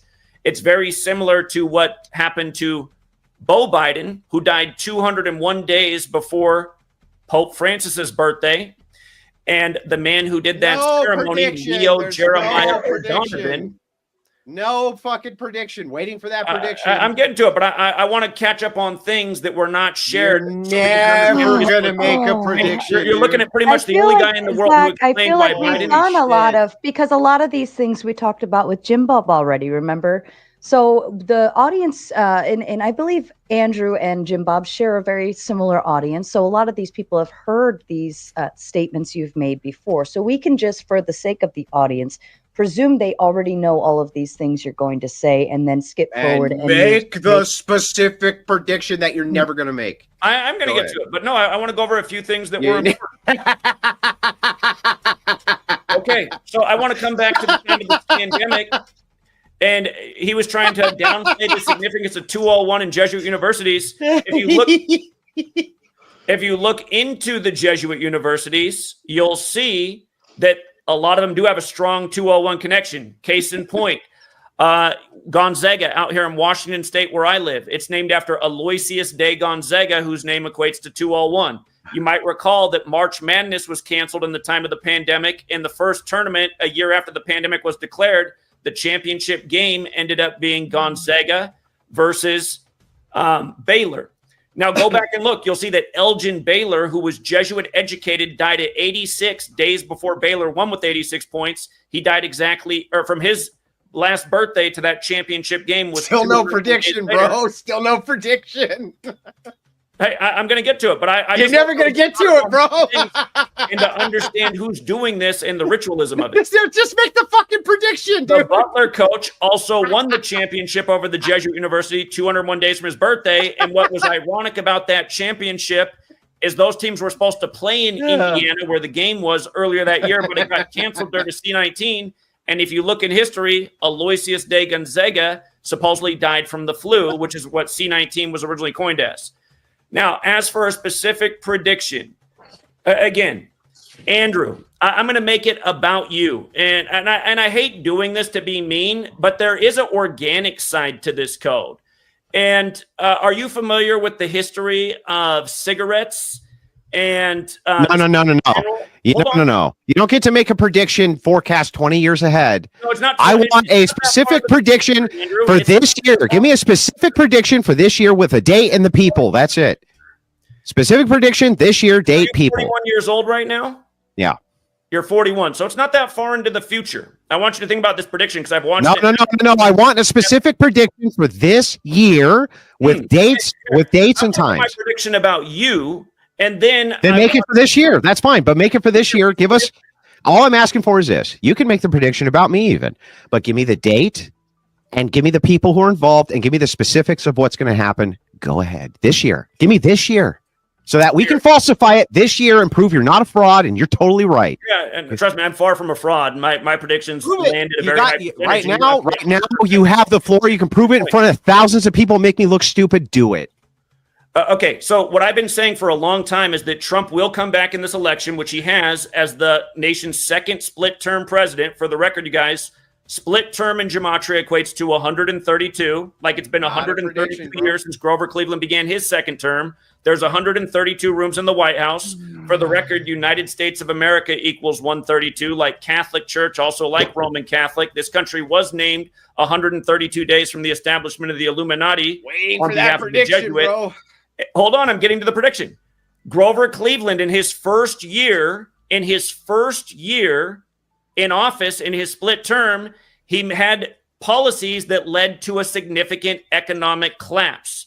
I've been saying that the same thing is going to happen. There's going to be a significant economic consequence in Trump's first year, just like there was for Grover Cleveland. That doesn't tell us anything. No. What is it going to be? When is it going to happen? And give me some of the people who are going to be involved. But give me the win. Hang on, bro. Give me the win. But most importantly, tell us what it's going to be. What I've claimed in my opening is that I could determine you were a fraud because any prediction you would make would be so vague as to be interpreted however a person wanted to. What you just said here was, I predict that there's going to be some kind of economic something bad that happens this year. So fucking what? Tell us what it is. What is it going to be? You can't, can you? Well, you can't. You can't. Hold on. I would say what's leading up to the thing is his tariff policy. Again, what thing? What's the thing going to be? Well, I think his tariff policy is going to lead to this collapse, and you can see what's going on right now. Again, what collapse? Okay, so the economy is going to collapse. Hold on. Is the economy going to collapse? I think there will be a significant decline in the economy in this first year. Absolutely. Okay. Well, how much? Again, Andrew, it takes research, but understand. Haven't you done all the research? Valuable knowledge. Haven't you done the research at the bullshitinstitute.com? What? So when you say it's not going to be a collapse, there's going to be an economic downturn. What does that mean specifically? Again, Wealth of Nations. Are you familiar with this book? Uh-huh. Who wrote it? A guy. Who wrote it? I don't know. Who wrote it? You said you're familiar with it. Yeah, I've heard of the Wealth of Nations. Yeah. Who wrote it? I don't know. Who wrote it? Okay. What year was it published? I have no idea. It was published in 1776. What does that have to do with your prediction? Okay. If you measure from the anniversary of its publication date to the day that Trump imposed his tariffs, it was exactly 47 weeks after the anniversary. What does that have to do with your prediction? What does that have to do with? Can you give me the specifics of what's going to happen? Well, again, you can't. In Wealth of Nations, it's no, I don't care. I want to know what specifically is going to happen. It'll cause consequences within the economy. Tariffs. Oh, gee, there's going to be consequences in the economy. Well, look at a big brain on Brad. There's going to be consequences in the economy. What are they going to be? What? The loss of jobs, the tanking of the market. How many? Huh? How many jobs are we going to lose? You are a numbers guy, shouldn't they? Well, again, these are things that can be researched, but you can so you've done the research, right? How many fucking jobs are we going to lose, bro? This year? How many? Hey, I wouldn't be surprised at the way that, did you just see the other day that Doge supposedly recovered 4.7 trillion? How many jobs are we gonna Year lose? that these policy decisions have upwards of 47. It'll be a number with 47 in the sequence. They'll continue to put this in front of your face. How many jobs are we going to lose? 7 million jobs. It could be a number. It's going to be okay. So it's going to be 4.7 million jobs we're going to lose. The way they report things numerologically, especially the abuse of this number back here, I wouldn't be surprised. Sure I got this right. It's going to be 4.7 million jobs that we're going to lose. By the way, the Jesuits use 76 books. I just want to point that out. But anyway, back to this. I just want to ask how 76, the Catholic how Bible. how many? Well, wait, I don't know. The Protestant Bible is what we're supposed to be using, right? But how many jobs? How many jobs? Don't care. How many jobs? How many jobs? How many jobs? How many are we going to lose? About 73 though. 73. Oh my God, dude! Just tell me how many fucking jobs we're going to lose, please. Just tell me how many jobs we're going to lose. Did I not just do that? No, you didn't. So tell me specifically how many jobs are we going to lose this year? I said a fair estimate is I could see a headline of 4.7 million. So we're going to lose 4.7 million jobs this year. You're on record saying that, right? Well, again, the way they work in the redundant patterns, I'm not saying that that's 1,000,000% guarantee. I'm saying that they work numerologically. Well, if you had to put a percentage on it, what would you say the percentage is that this is going to happen? The larger point to understand is how they repeat history and how they force history. So if you had to put a percentage on it, what would you give the percentage of this? Huh? What percentage would you give this as being an accurate prediction that we're going to lose 4.7 million jobs this year under Trump? I'd say that, it's probable that you see headlines like that, and it'll say based on his tariff policies. Again, Andrew, you're not even aware of the Wealth of Nations or Adam Smith or what he wrote about how tariffs can be destructive to economies. And the point I'm pointing out is how number 47 it just happens to be imposing tariffs, which equal 47 weeks after the anniversary of the publishing. For the record, that book's 248 years old. President Donald Trump. Just a couple of quick, okay, great. A couple of quick, more precise questions that I have on this prediction of 4.7 million. It is 4.7 million jobs now. That's what you're predicting we're going to lose this year? It could be worse. Well, I'm just saying likely that they would report in light of how they report. Okay. So 4.7, that is specific, 4.7 million or more. Not less. Not less. Not less. Is that your prediction or not? I'd say that is a likely way that they would report it. And Andrew, understand what I'm saying is can you please give me the prediction they report? I'm not saying are necessarily even accurate. They report. I don't care. I just want to know if we're going to lose 4.7 million jobs or more this year. I think that's a possible headline based on what happened in Grover Cleveland. Are you? That's not what I'm asking you. That's not. Listen. Okay, here. If I could write that as a headline right now. USA lost 4.7 million jobs this year. I'm asking you specifically, are we going to lose 4.7 million jobs this year, or fucking aren't we? And Andrew, understand, I'm not saying that I use this knowledge to guarantee the future. I'm pointing out how they operate ritualistically, and there is an agenda. Again, their motto is order out of chaos. They purposefully create problems in our society to bring about their planned solutions. So, again, they want to transition us to an all-digital currency system. You hear the calls for something a lot more socialistic, where people are dependent on a government stipend. Again, if they put more people in a desperate situation, more people in need of Big Brother, it's also how they grow government and their control over us. Ultimately, this is my real message. How we're being great. I just want the detail. I want the details specific for the prediction. 4.7 million jobs. I thought about 4.7 million jobs this year going to be lost, according to you. Not less than that, but possibly more than that. Can you tell us when? When this year is that going to happen? When?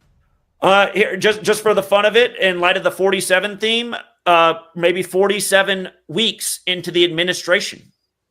So this year, just to be able to understand this number behind me, what is 47? Trump equals 47. President equals 47, White House 47, government 47, authority 47, Republican 47, Democrat 47, even running the alphabetic order in reverse, the letters D, C are 47. So you're saying by next November? By next November, then that should be about 40. He said this year. Well, right. Are we talking about a year of him coming into office? A year of him coming into office? He's saying November of this year. Correct.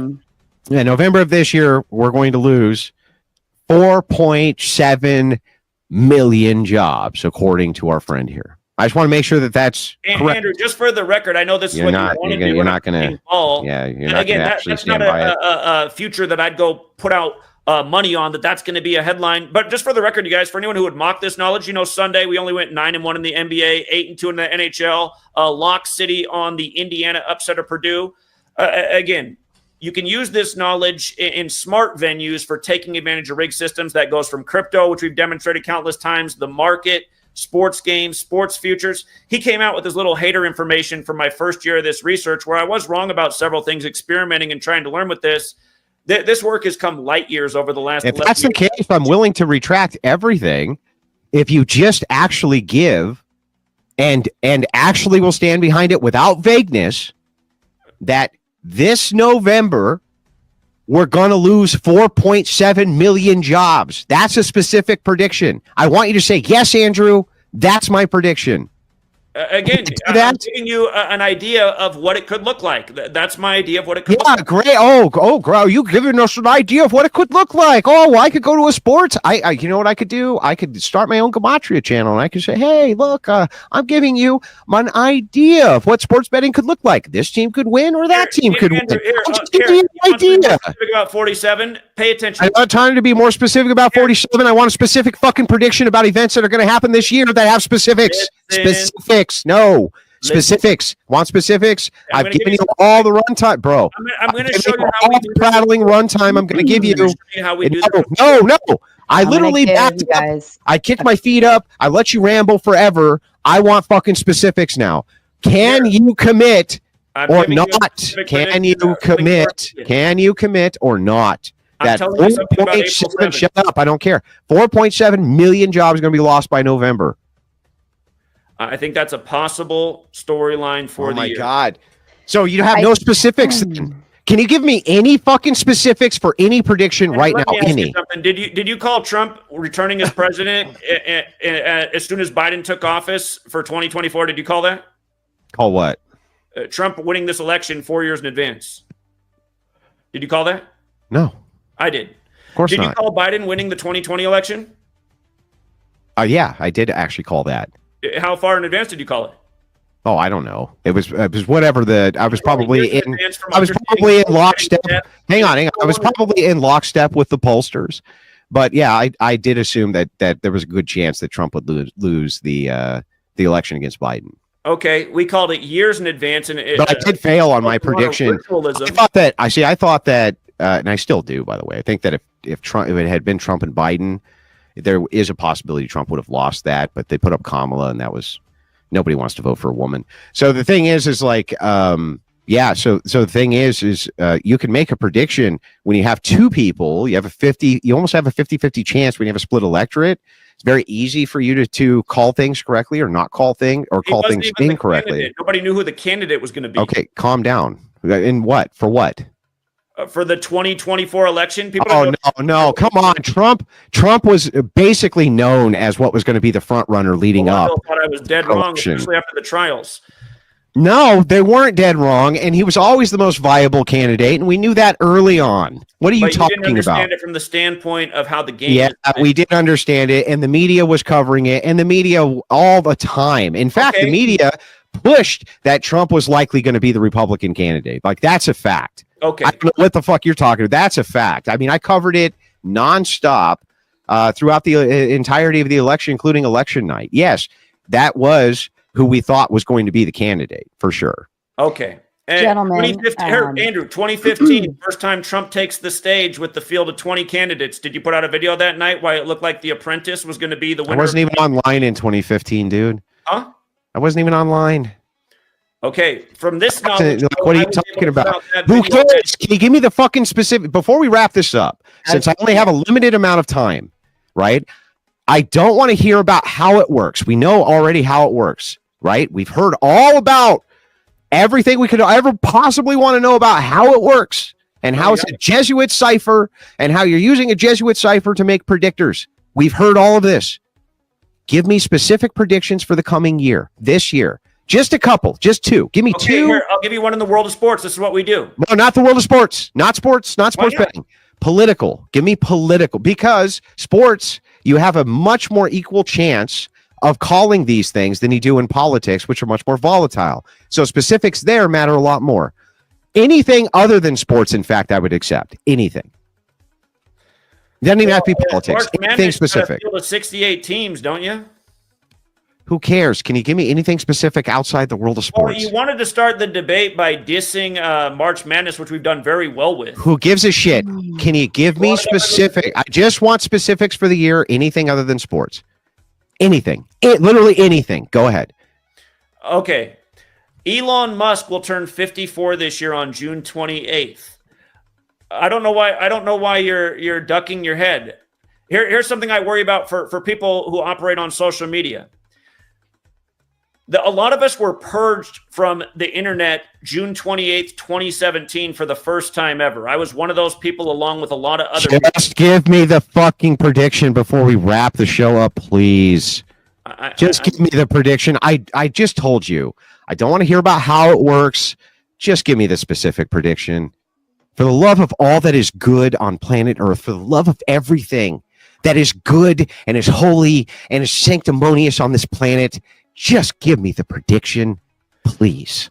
I think when Elon Musk turns 54, like how he made his offer for Twitter at $54 When's that going to be? Per share. When's that going to be? When does he turn 54? 28th of this year. Okay. I think you're going to see a rampant surge in censorship of any and all things critical of the administration on his platform, which has already begun. I was deleted off Twitter for the first time 1 week after his Nazi salute. And again, that is how I got involved with this platform. I came on here that night to talk about that. And I told people how he did that salute on the 207th day of his age when Werner Herzog equates to 207.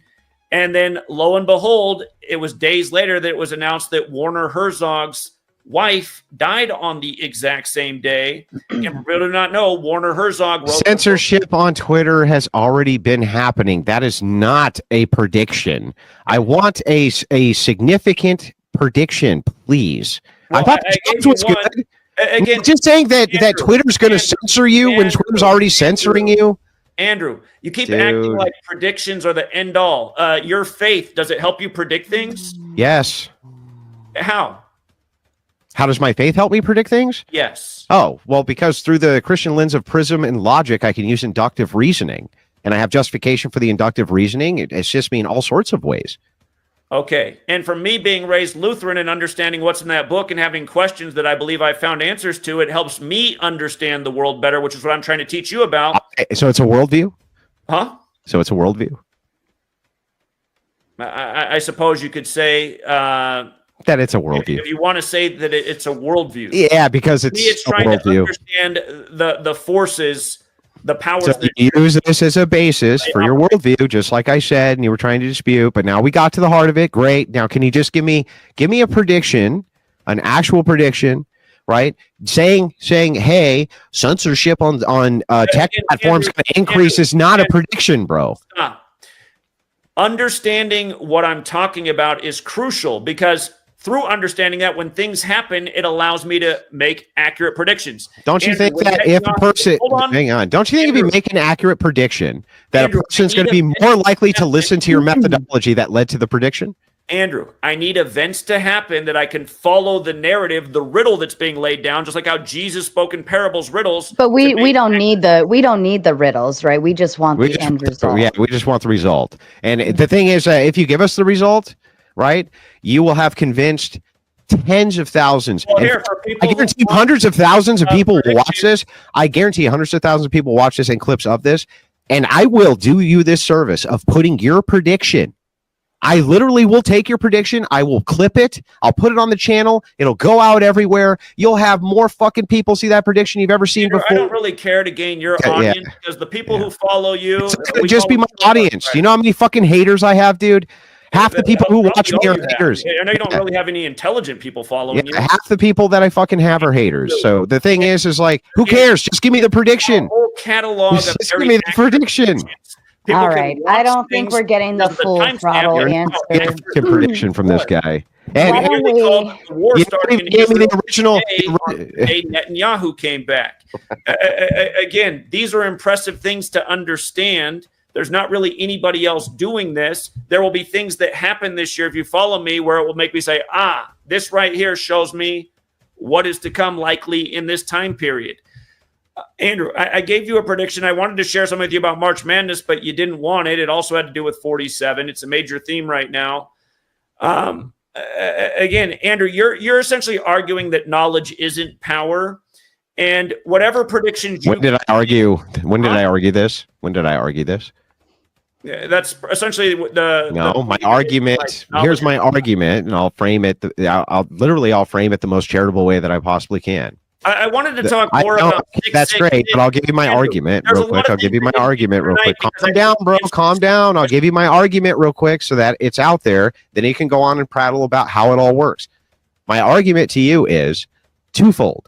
First argument is, of course, if you gave anybody a prediction and then it came true, they're going to be way more likely to listen to your methodology. You just simply refuse to do that. I have one of the You simply refuse to do that because if you did, you could be held to account for what would obviously be a false prediction, which you would make, which is why you refuse to make it. That's argument one. The second argument is you have no basis nor justification for your arbitrary starting point for how you build these numbers up for your predictive model that you have so little faith in, you refuse to make any fucking predictions based on it, which is sad. It's actually sad. No, you're completely correct. And again, you keep interrupting. For example, to answer your question about 73 books in the Catholic Bible, 73 is the 21st prime number. You'll give me predictions. I don't think we're gonna find a solution here because every time it's just not getting where anybody wants it to go. Do we want to go ahead and start with? We'll do closing statements. We'll go into super chat reading and responding, and then we can open the panel. And you guys can continue this argument on open panel and have at it and have a great old time. And I will let you go all night long if you want to. But for the purposes of the viewers, can we wrap this chapter up, gentlemen? Sure. Okay. I believe, wait, now who started? I think, Zachary, I believe you started. Andrew, would you like to start with closing statements? Yeah, I think that if you're going to say that you have a thing which is useful as a predictive model, there's no real way that this could be. In fact, Zach himself says it, right? I predicted this. I predicted this. I predicted this. I predicted this long before anybody else did. I predicted this event, this event, this event, this event. Well, what he's doing is he's doing post hoc justification. He's just saying, well, wait a second. Due to the fact that I can reconcile how in some way I was right with whatever the event was that I predicted. Therefore, my predictive powers using this model must be true. However, when requested in front of tens of thousands of people, what will be inevitably hundreds of thousands who will view this, if he can make a single prediction that he'll stand behind, he says no. That's not a prediction to my liking. I'm not even asking for one to my liking. I said anything that has specifics you'll stand behind, you got fucking nothing, except I think that Elon Musk is going to increase censorship on a platform he's already increasing censorship on. Well, that's fucking big brain shit there. Any political pundit with no Gematria experience would know this. I'm asking for a specific event a person ordinarily would not be able to predict. He can't give me one. Why? Because it's a con. It's basic cold reading con artistry. You, the victim, you will listen to a bunch of correlated, unrelated facts, in fact, which he attempts to correlate together, right? And they'll attempt to make it sound convincing until they get called out on like the fact that, this fact you read was wrong, this fact you read was wrong, this starting point's arbitrary, none of this makes any sense. But then what he does, the icing on the cake, even if I was wrong and he was right about every fact he said, it ultimately wouldn't matter, because if he can't make predictions based on that model, it's fucking worthless. And he can't, and he won't. And I predicted that he wouldn't. Thank you, Andrew. Zach, to you. Yeah, what Andrew just said is false. It's like a child playing peekaboo. They think because they can't see that nobody else can see. There's a lot of people who followed me for over 11 years, and they know about the very accurate track record of predictions, which is quite current too. Anyone can go watch our video from the night of the Grammys, which was earlier this month, February 2nd. I explained what Kendrick Lamar winning the 67th Grammys would have to do with this month being heavy with hip-hop related deaths by very specific numbers that have now occurred numerous times throughout the month. Those two numbers were 34 and 38. We said the very next day, on the 34th day of the year, to expect a murder in the world of hip hop.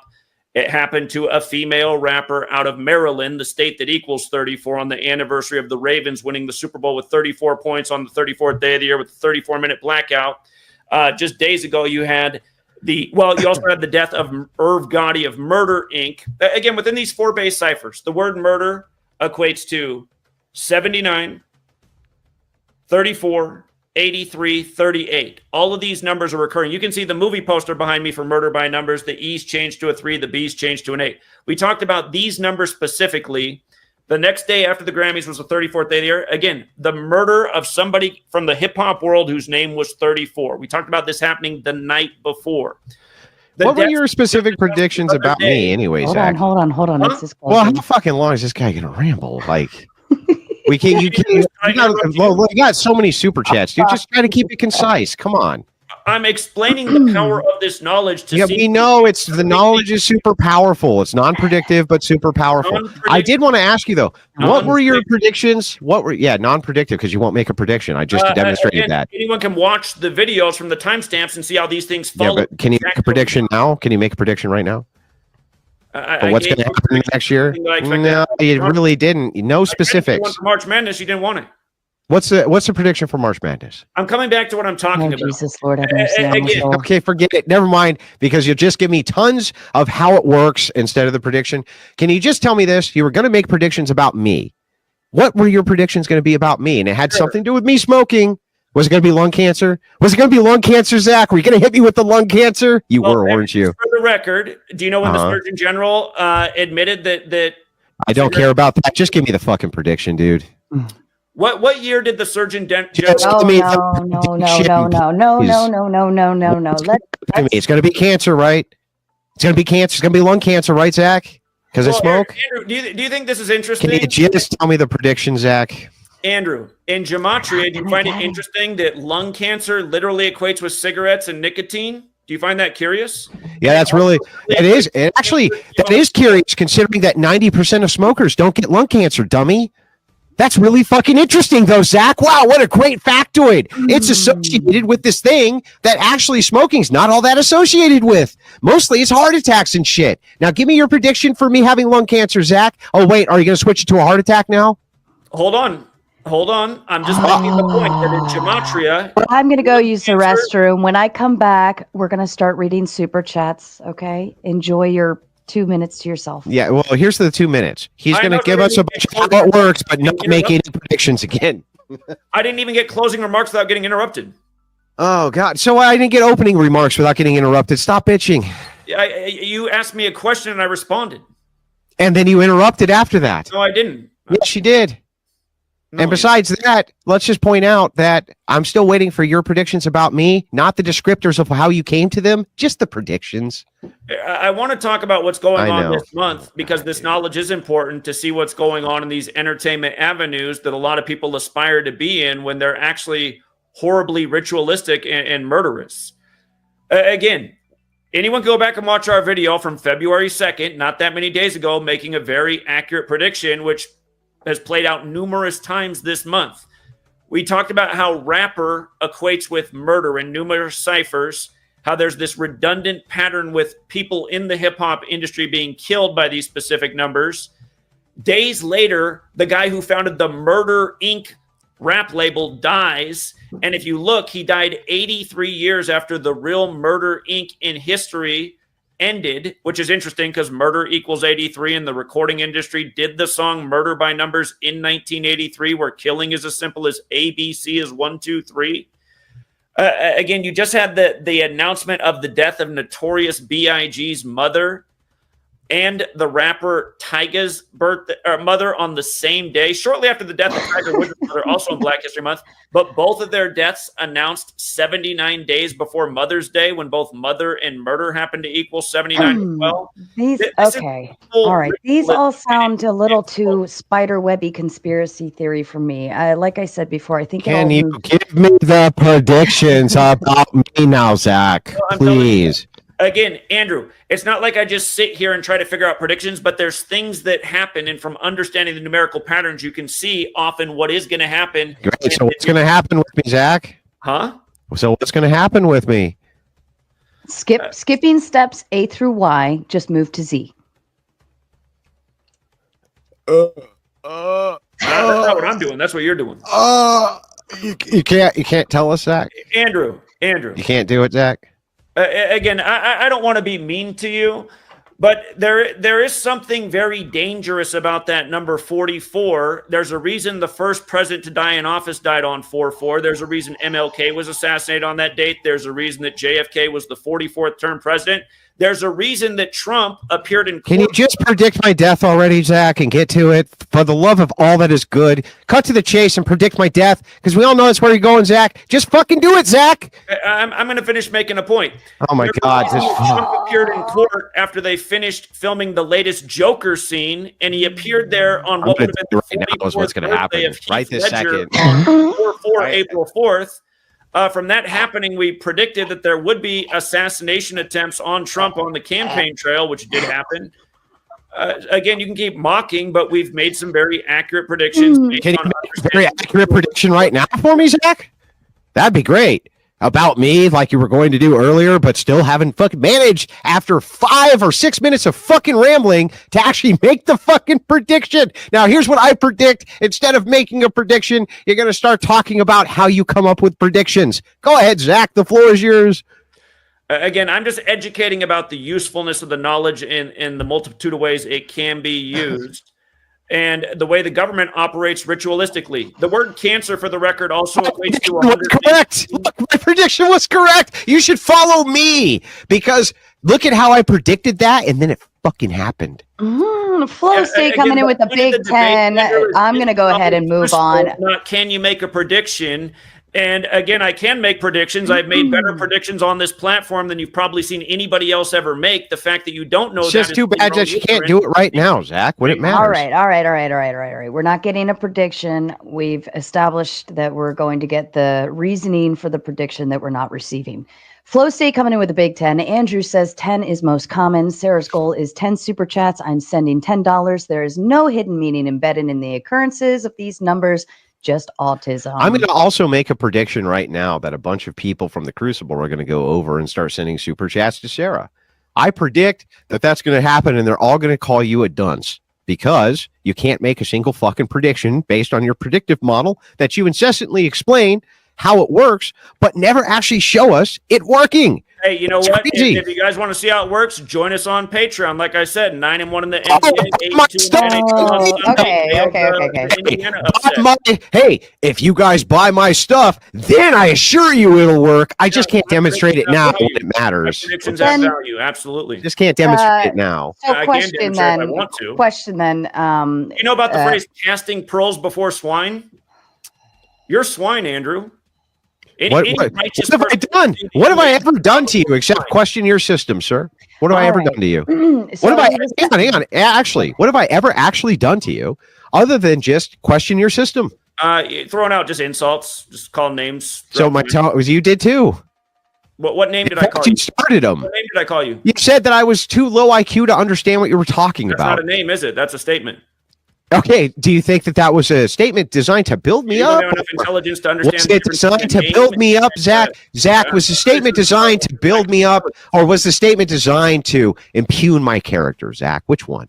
Again, Andrew, it's unfortunate. You can't answer any questions, can you, Zach? Because there's a lot of points that could have been made tonight that we didn't get to. because because you refused, because Zach, you refused to give us anything except how your system works, but you refused to actually give us any predictions based on the system. It's not my system. Whoever system it is that you live by and say it's true because you can make predictions based on said system. You refuse to make any predictions tonight. Understanding the system, you can get ahead of what they're doing. Then why can't you make a single prediction, Zach? I can. Then do it. I gave you one tonight. What? Oh, Lord Jesus. Good God. All right. What's on, man? I don't know if he's too drunk or what's wrong with him. What did you predict? What did you fucking predict? That Elon Musk is going to up censorship on X? Well, that was the fascinating brought up, but I brought up the reason why it matters that he turns fascinating, 54. Zach. Wow, what an amazing prediction. There's going to be more censorship on. Give you a piece of information to think about in light of something that you do. You spend a lot of time debating OnlyFans girls. Just for the record, again, Apple did price their first consumer computer at $666. Are you an OnlyFans girl, Zach? Just for the record, in the Sumerian cipher computer, Zach, are you an OnlyFans girl, Zach? Internet. Why would you take 5%? Why would you take 5% of my debates as though I haven't debated the best people in the fucking world while you have been grifting your fucking audience? And I just proved it tonight because you can't make a single fucking prediction. People know that they get a high value. Give us a prediction, Zach. Zach, you can humiliate me right now, right this second, by making a specific prediction, and then it comes true, and I would have to eat fucking crow, but you can't do it. I gave you a prediction for tonight. What I think is going to happen to the economy. Oh, that we're going to lose 4.3 million jobs in November. That wasn't the number. What was the number?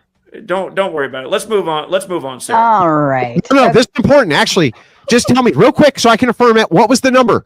What was it? Go back and watch later. No, just tell me, please. What was the number?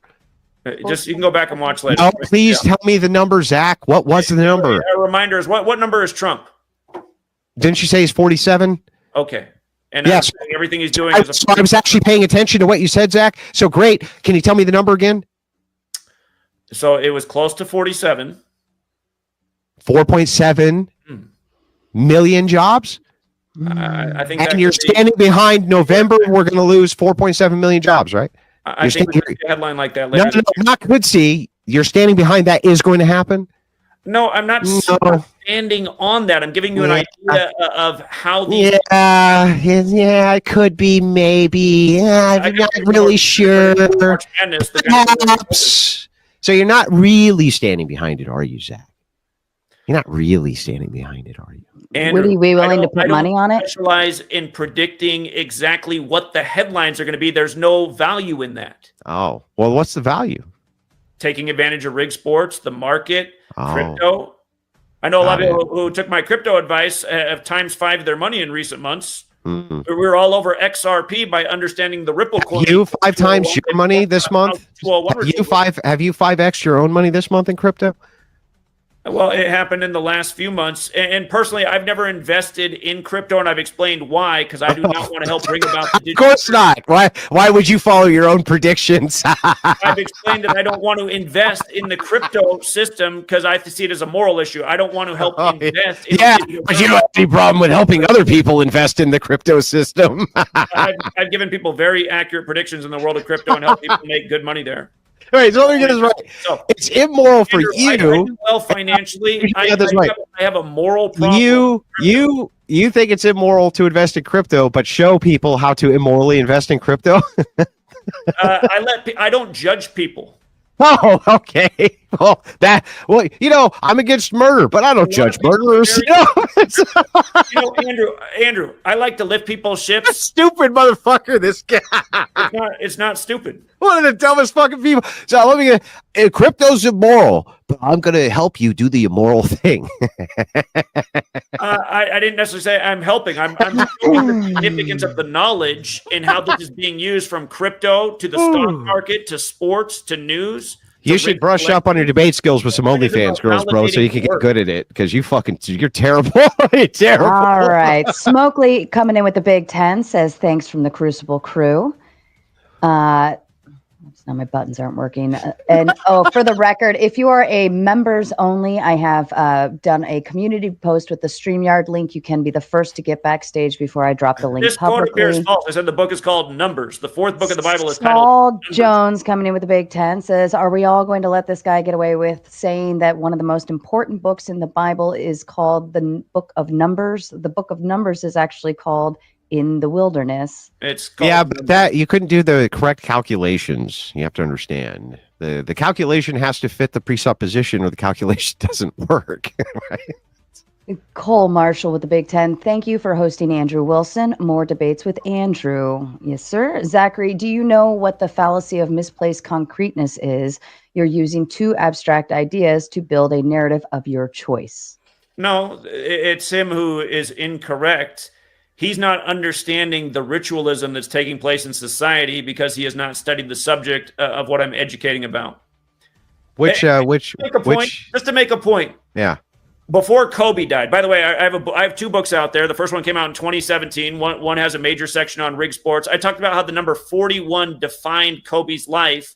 And in that book, which is 800 pages, in the 29th book, I explained how all of this goes back to the Catholic Church and the Jesuits. Kobe ended up dying at age 41 on the Pope's 41st day of his age while traveling from Catholic Mass. LeBron went on to win the finals that year, exactly 41 weeks after his birthday on Father-Daughter Day. For the record, Kobe Bryant equals 41. Yeah, so hang on. You got to keep it like 30 seconds or we'll never get through the super chats, bro. We'll never get through them. You'll never get through them if you don't keep them. They're confined to like 20-second responses. And I have to respond to them too. No, hold on. You have to keep them confined or we'll never get through them. We got to get to this open panel. Tons, bro. Was foreshadowed. Tons and tons of people are sending in super chats. Time, Andrew. I'd already be done. No, talking. Well, hold on. Zach, Andrew is correct. Normally, when we read super chats, if you do have a response, it's quick, prompt and quick. Use social cues. Use social cues, bro. This isn't the time for your long diatribes. Just respond quick so we can get to the next one. The Bible came out in 1611. The cartoon of Kobe dying in a helicopter came out on the 16th Got day. it. Moving on. That's how quick they need to be. That quick. Super quick. Super quick. Rachel Wilson with the Big Five. Why did Zach choose the Protestant canon with 66 books rather than the traditional Orthodox Catholic canon, which has 76 books? Because the Orthodox Church is not in control of what's going on.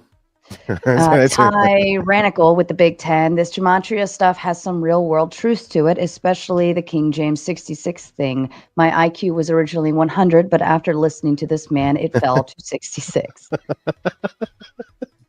Mason with a big 20. I'm a supporter of Andrew Wilson, but he, just like a lot of Christians, are completely dishonest about this conversation because there's a chance that this could contend with their worldview. I'm an Orthodox Christian myself. I don't believe you're an Orthodox Christian, Mason, and believe in Gematria. That's not even possible. You would be, that is incorrect canon. That would be considered under the same guise as witchcraft. And I just demonstrated that it's not a predictive model, or this guy would be making predictions. Like, look, if you had a real model where you can make predictions based on a cipher that you were able to unravel that your enemy was using, you would literally be able to utilize that to make concrete predictions in order to demonstrate to people that you were correct. Him, like most con artists, cannot do that. And I demonstrate that over and over and over. He won't even stand behind his own prediction of 4.7 million in November. He won't even stand behind that. It's called con artistry. Plumpy with the Big 10. 69 is all you really need to know anyway. Stay frisky. Frank the Truth Tank with the Big 10. Marilyn Manson is a prominent member of the Church of Satan, and he has the song "You Say God, You Say Satan." Satan. The word God and Satan equal 10 in Gematria.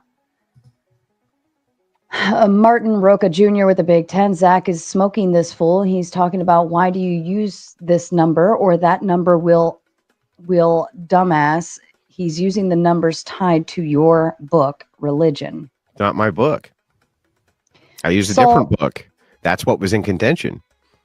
Saul Jones with the Big 20. Unfortunately, I think this guy believes what he's saying. I usually love watching Andrew destroy people, but I think this guy might have schizophrenia.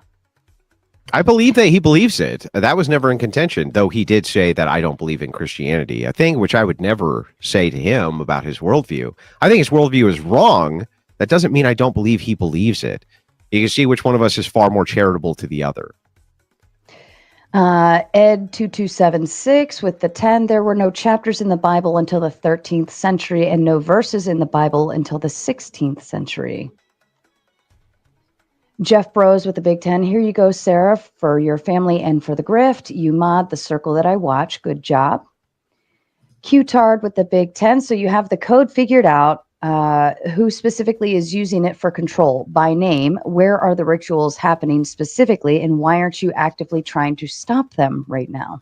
Well, I am by educating people. That'll be the answer. Again, we have been actively trying to stop them. We were out in front of the Bill and Melinda Gates Foundation educating about Event 201 on Friday, March 13, 2013. And I spent over 100 days out in street corners in Washington State educating about what was coming with the jabs as foretold by Bill Gates in his 2010 TED Talk. Again, gathering people. We've gotten out in front of Oklahoma City for the anniversary of April 19th to talk about Timothy McVeigh, Mr. 201 on Ignatius Loyola Day, blowing up the federal building, including a lot of children. What that had to do with 9/11 happening 3 months after his execution when 2 towers became 0 before they became 1. We've been all over the nation educating about this on the streets of America. Including Buffalo after the top shooting in a predominantly black neighborhood blamed on a white supremacist on the 74th birthday of Israel, a date that we had circled years in advance for a ritual just like that. Again, we've been all over this nation educating about this knowledge and the Jesuits and why they do this. And again, if you have the ability to listen, you can learn how concrete this information is, or you can downplay it as Andrew's trying to do all night, maintaining his ignorance. Holmes with a big 10. Martin Cucaracha Jr., did you lick any numbers off the back window or the short bus asking for the number 66? Podcast lover, Zach Hubbard's Gematria is not adding up. Ed says, first, we don't know 72 was brought up in the hearing. Even if it was, we don't know the context. Given your misrepresentation of received vaccine numbers, there's no reason to believe you about the hearing. There isn't. He started with an arbitrary starting point based on misinformation, and then he built an entire narrative behind it, and I exposed it very quickly. And if you take these guys' claims one at a time, you'll always be able to do this because the correlates don't make any sense. They're loosely defined, and then they're put together as though there's some type of grand theme behind them. Started off by saying LeBron James isn't King James, and then downplaying what I said to you and tying it. No, what did I actually say?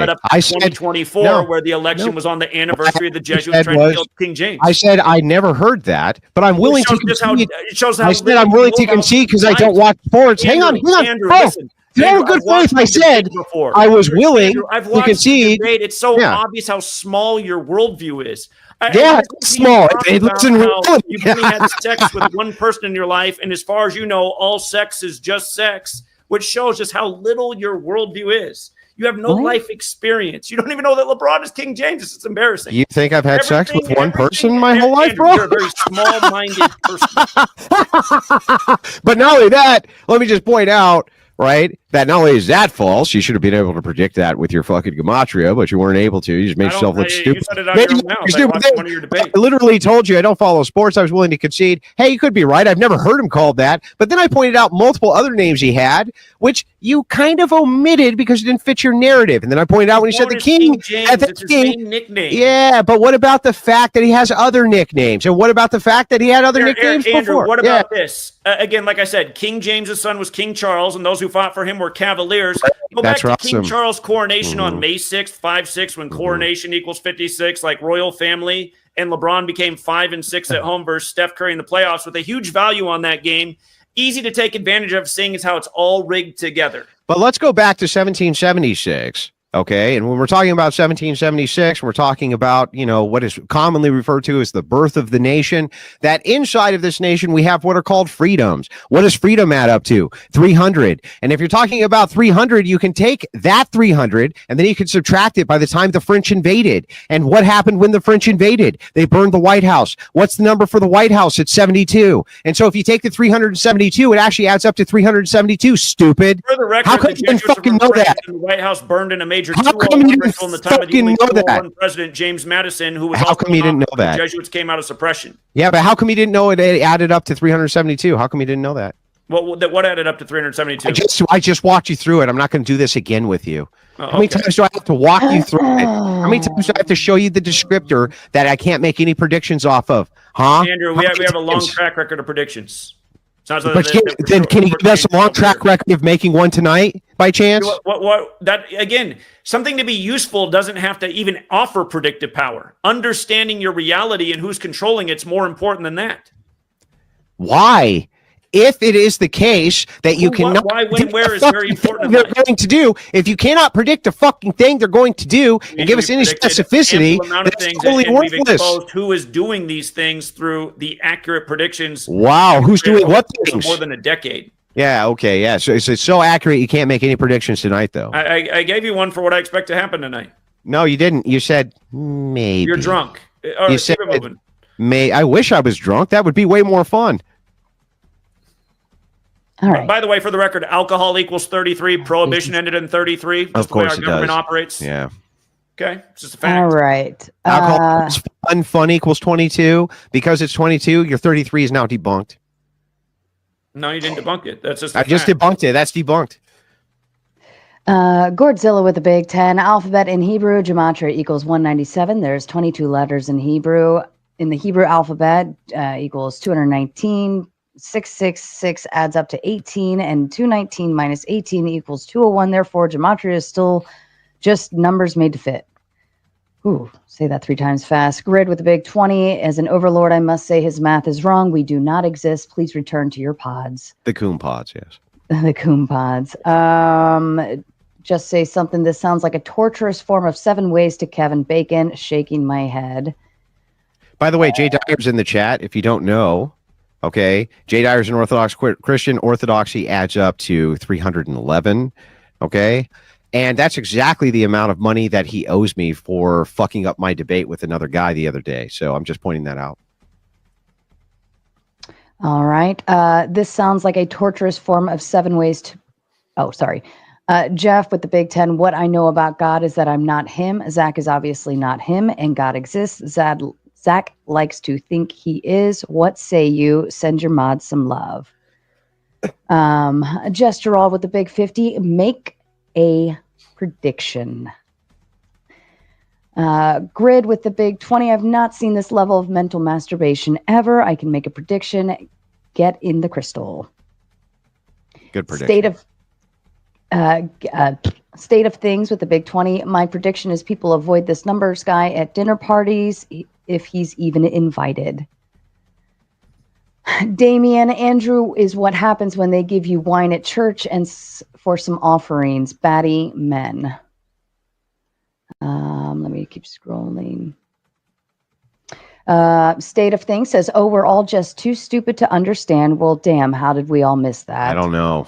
You guys are fucking idiots is the problem. If you had the requisite information that had been prattled on about forever, absent the actual proof, which would be, the predictive prowess of said information, then you would actually understand how to disseminate information properly, but you're too fucking stupid. You're all, and by the way, I just want to point out, everybody will always have the criticism that because you don't understand the ridiculousness of their worldview, you're just too fucking stupid, Crucible audience. You're just too dumb. You don't get it. Noah with the big 10. I predict that numerology is gay. Robert Demita. Zach really made a dunce out of himself in this debate. Sean Brewer says, Zach, look into the 201 crystals. It will blow your mind. Jim Bob says, hack shouldn't ChatGPT be able to more accurately predict gematria events than you? Why isn't that occurring, Zach? That's actually a really good point. I haven't explored ChatGPT using the knowledge to make predictions. I mean, maybe you should. I'll look into it. You can be the first AI gematria predictor guy. Oh, I could see your credibility rising, Zach. My credibility is very good with people who followed my work. There's a reason I've been deleted 1,000 times. Yes. Well, I mean, possibly it could be because you're what we like to refer to as a person who engages in tons of fraud, which in turn pisses people off. And so they come after you. Again, case in point, before January 6th happened, which was a massive 201 ritual, I told people to look into the Transition Integrity Project simulated by Jesuit Georgetown on June 12, 2020, which essentially simulated January 6th. My entire channel was deleted for talking about that, which I don't know how that's possibly a violation of the terms of service. Well, everybody's channel got deleted for talking about January 6th. When there was nothing medical about it. Everybody's channel was getting deleted for talking about January 6th, not just yours. It was deleted before it happened. I was talking about Transition Integrity Project before January 6th happened. And I explained why there would be got deleted for news related to it because it was part of the simulation. What did they say got deleted for? The main person who got killed, Ashley Babbitt with the bizarre spelling, killed under the speaker's chambers. That was a nice little 201 ritual as well, just for the record. Okay, so what did your channel actually get deleted for? The whole channel was taken down the day before January 6th. I've been deleted 27 times. For? What did they say it was for? They said it was for medical misinformation. Oh, okay. Those were the videos that were 2 videos taken down for medical misinformation about January 6th. There was nothing medical about it. You were talking about the jabby stabbies, right? I was not. No. False. Yeah, probably in other videos. Do you know how many videos I've lost in the time of COVID? Not even talking about medicine, where they just say I'm asking you, bro. I'm asking you. Look, I don't want your channels. Listen, I don't want your channel deleted. I wish that you could stay on and say whatever the fuck you wanted. I'm fine with that. I have no issues with that at all. I'm just saying that a lot of times what happens is people will use to their credibility. My channel was deleted for X thing, and then when you look into it, you find out there was actually a lot more to it than that. Well, not all. In this case, listen, hang on. In your defense, I'm making a defense of you. Calm down. I'm making a defense of you, Zach. I'm making a defense of you. Calm the fuck down. What I'm saying to you is, I don't want your channel deleted. I want your channel to be everywhere. I want you. It's fine for me that you can speak. Can you let me finish? Can you let me finish? Calm down, Zach. Calm down, Zach. Chill out, Zach. Andrew, there's a reason that in 2017 my average video got 100,000 views. All right. Zach, you can't stop smirking for 2 seconds, Zach. Nia with the Big 10. This dude is a dunce. Win Crucible. Christopher Murphy with the Big 10. Get into the crystal, Zach. What a grifting dunce. William with the Big 10 says, get the bunny. In the guillotine. Guillotine. Thank you. We need something to get a straight answer out of this guy. Are you a vegan by chance, Zach? No. Oh. Well, then the guillotine wouldn't work. I have this. So, Zach, I'll just tell you, right? Because this is actually funny. And maybe we can humorously divert this into something decent before the panel starts so that you're not all butthurt for the rest of the night. But I had this idea that if I was debating with a vegan and they were as evasive about answering questions as you are, that what I would do is I'd take a rabbit that I captured in the field and I would make a rabbit guillotine that was on a remote. And so every time they didn't answer a question, the guillotine went down just a little bit lower till it hit a red line. And then it would drop the entire way, taking the rabbit's fucking head right off. And I would basically hold them hostage doing that. Well, again, the problem is the questions you asked all night showed your lack of simple understanding and didn't speak to the topic, which is the knowledge useful, which, again, it doesn't even have to be predictive to be useful. Zach, you said we could talk about whatever we wanted, Zach, before it started. I recorded it. Do you want me to show it? Okay, but you said you also wanted to keep the topic for what it was. I said we can do whatever you want. And you said we can branch into whatever you want to talk about, Andrew. Your exact words. Trying to create a false premise that it even needs to have predictive power to be useful, which is not true. Well, wait a second, Zach. The topic of the debate is not just whether or not it's useful. I said it was not true, right? That was what I said, and you said that's fine. False. Yeah, but here's the thing, right? When we came to the justification of how you ascertained that it was true, here's what you had. Blech. But we could have something great, which could ascertain it.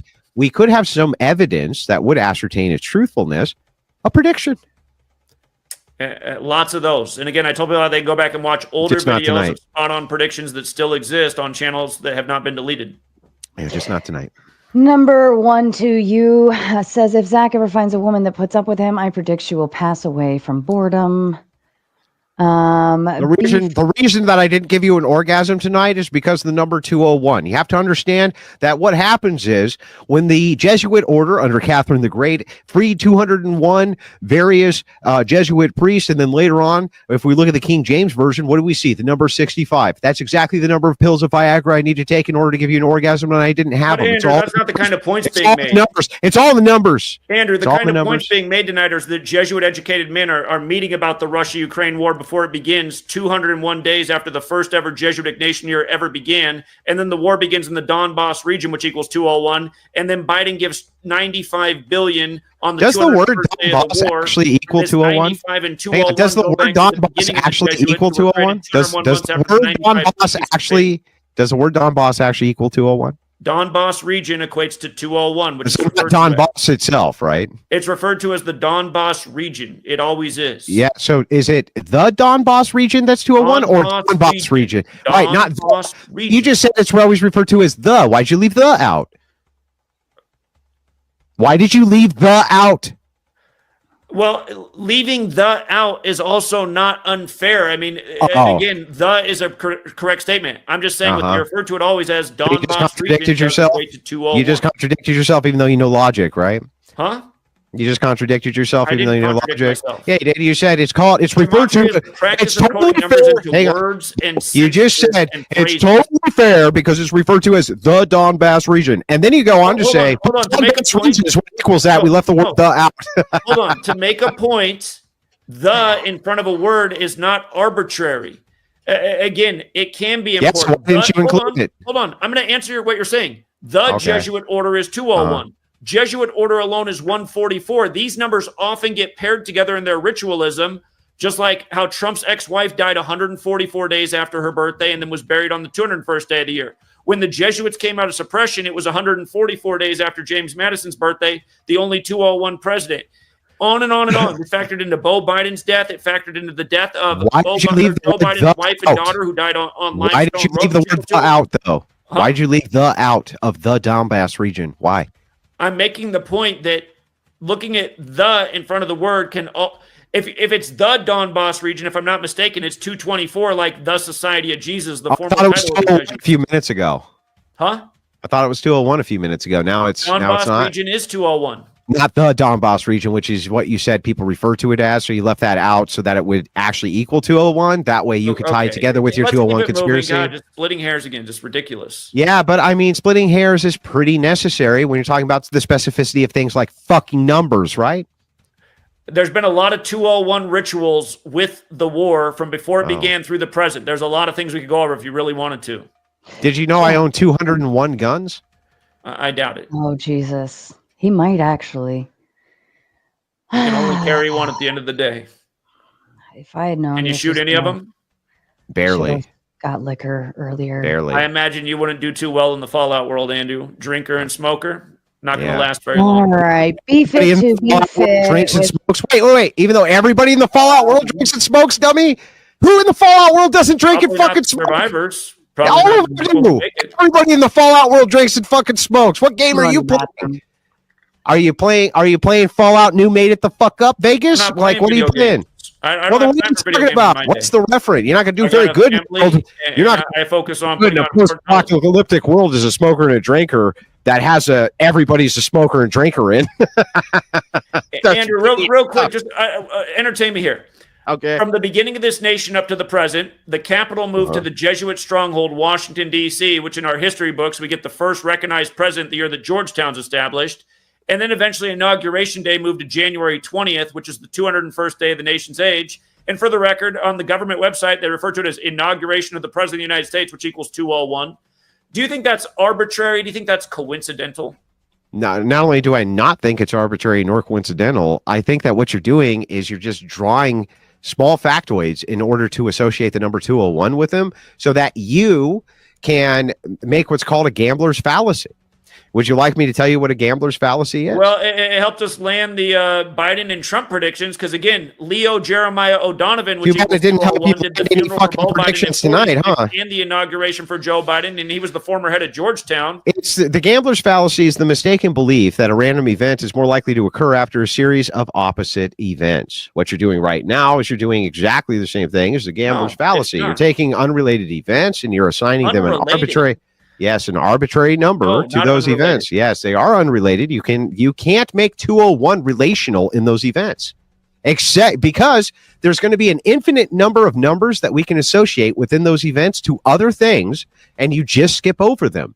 That's what makes it arbitrary and fallacious. On top of that, and by the way, illogical. On top of that, you're making you have another sequential problem here, which is just this: your starting point itself is arbitrary and made up. No, it's not arbitrary.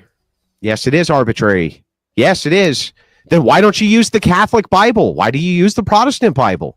The starting point is the end of the 16th century when English was standardized and the Jesuits implemented the calendar on this day in history, which is also the start date of the very 201 war. And why do we use Ukraine? And why ought we use that as our start date for Gematria? Because you believe that only Jesuits are the ones who are implementing this system? I don't think the Jesuits are the only ones, but they are the tip of the spear. Oh, I see. So before that, Gematria did not exist? No, it absolutely existed before that. Well, then why aren't we starting with those sequences of events?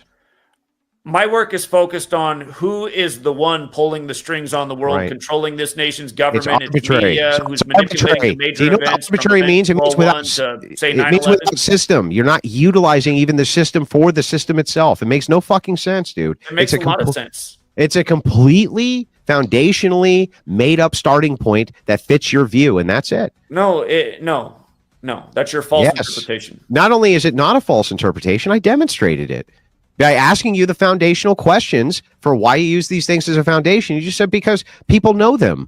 That's not a foundational argument, dude. No. Oh, Jesus. Praise baby Again, Jesus. Please. I explained that the knowledge comes from the Bible, and you can see that it's clearly encoded in the Bible.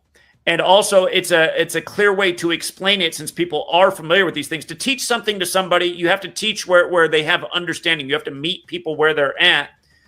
But again, the Bible is the English translations of the Bible are directly correlated. How do you teach Chinese people? And the calendar. How do you teach Chinese Taoist? Huh? How do you teach a Chinese Taoist? What does that have to do with what I'm saying right now? What I'm saying to you is that you say that you're going to start with the 66 books of the Bible because that is where you're going to meet people where they're at. So how would you meet a Chinese Taoist where they're at in order to explain the Jesuit conspiracy based on Taoism? How would you do that? How would you even go about it? That's not my focus right now. Yeah, right. So you have no idea. That's how I'm demonstrating it's arbitrary. If I was going to use, on the other hand, my foundational belief to a Chinese Taoist, it would be the same as if I use my foundational belief to an American. Do you understand the distinction there? That's why it's not arbitrary. It's going to be the same universally. You're talking about your spirituality and why you believe what I'm just talking about foundations. I'm just talking about foundational principles and how mine are not going to change and yours have to necessarily change because they're arbitrary.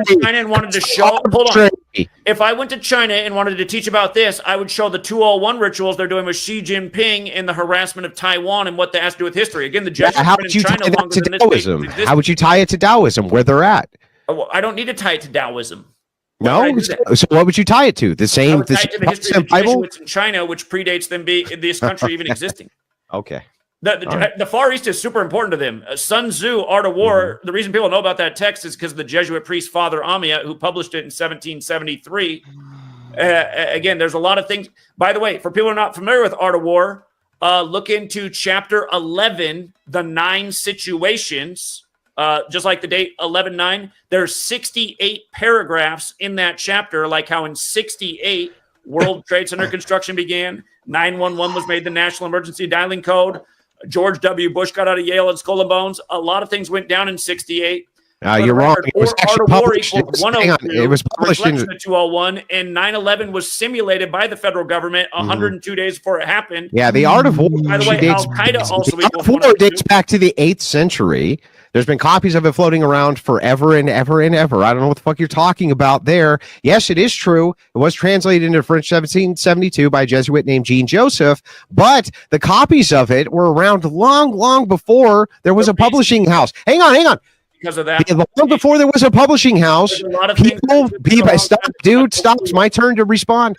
Long before there was a publishing house by a Jesuit, whoever published this, there was tons of copies of it floating around everywhere. Tons of people were rewriting it. Tons of people were translating it. Why shouldn't we start with the 8th century date? Why?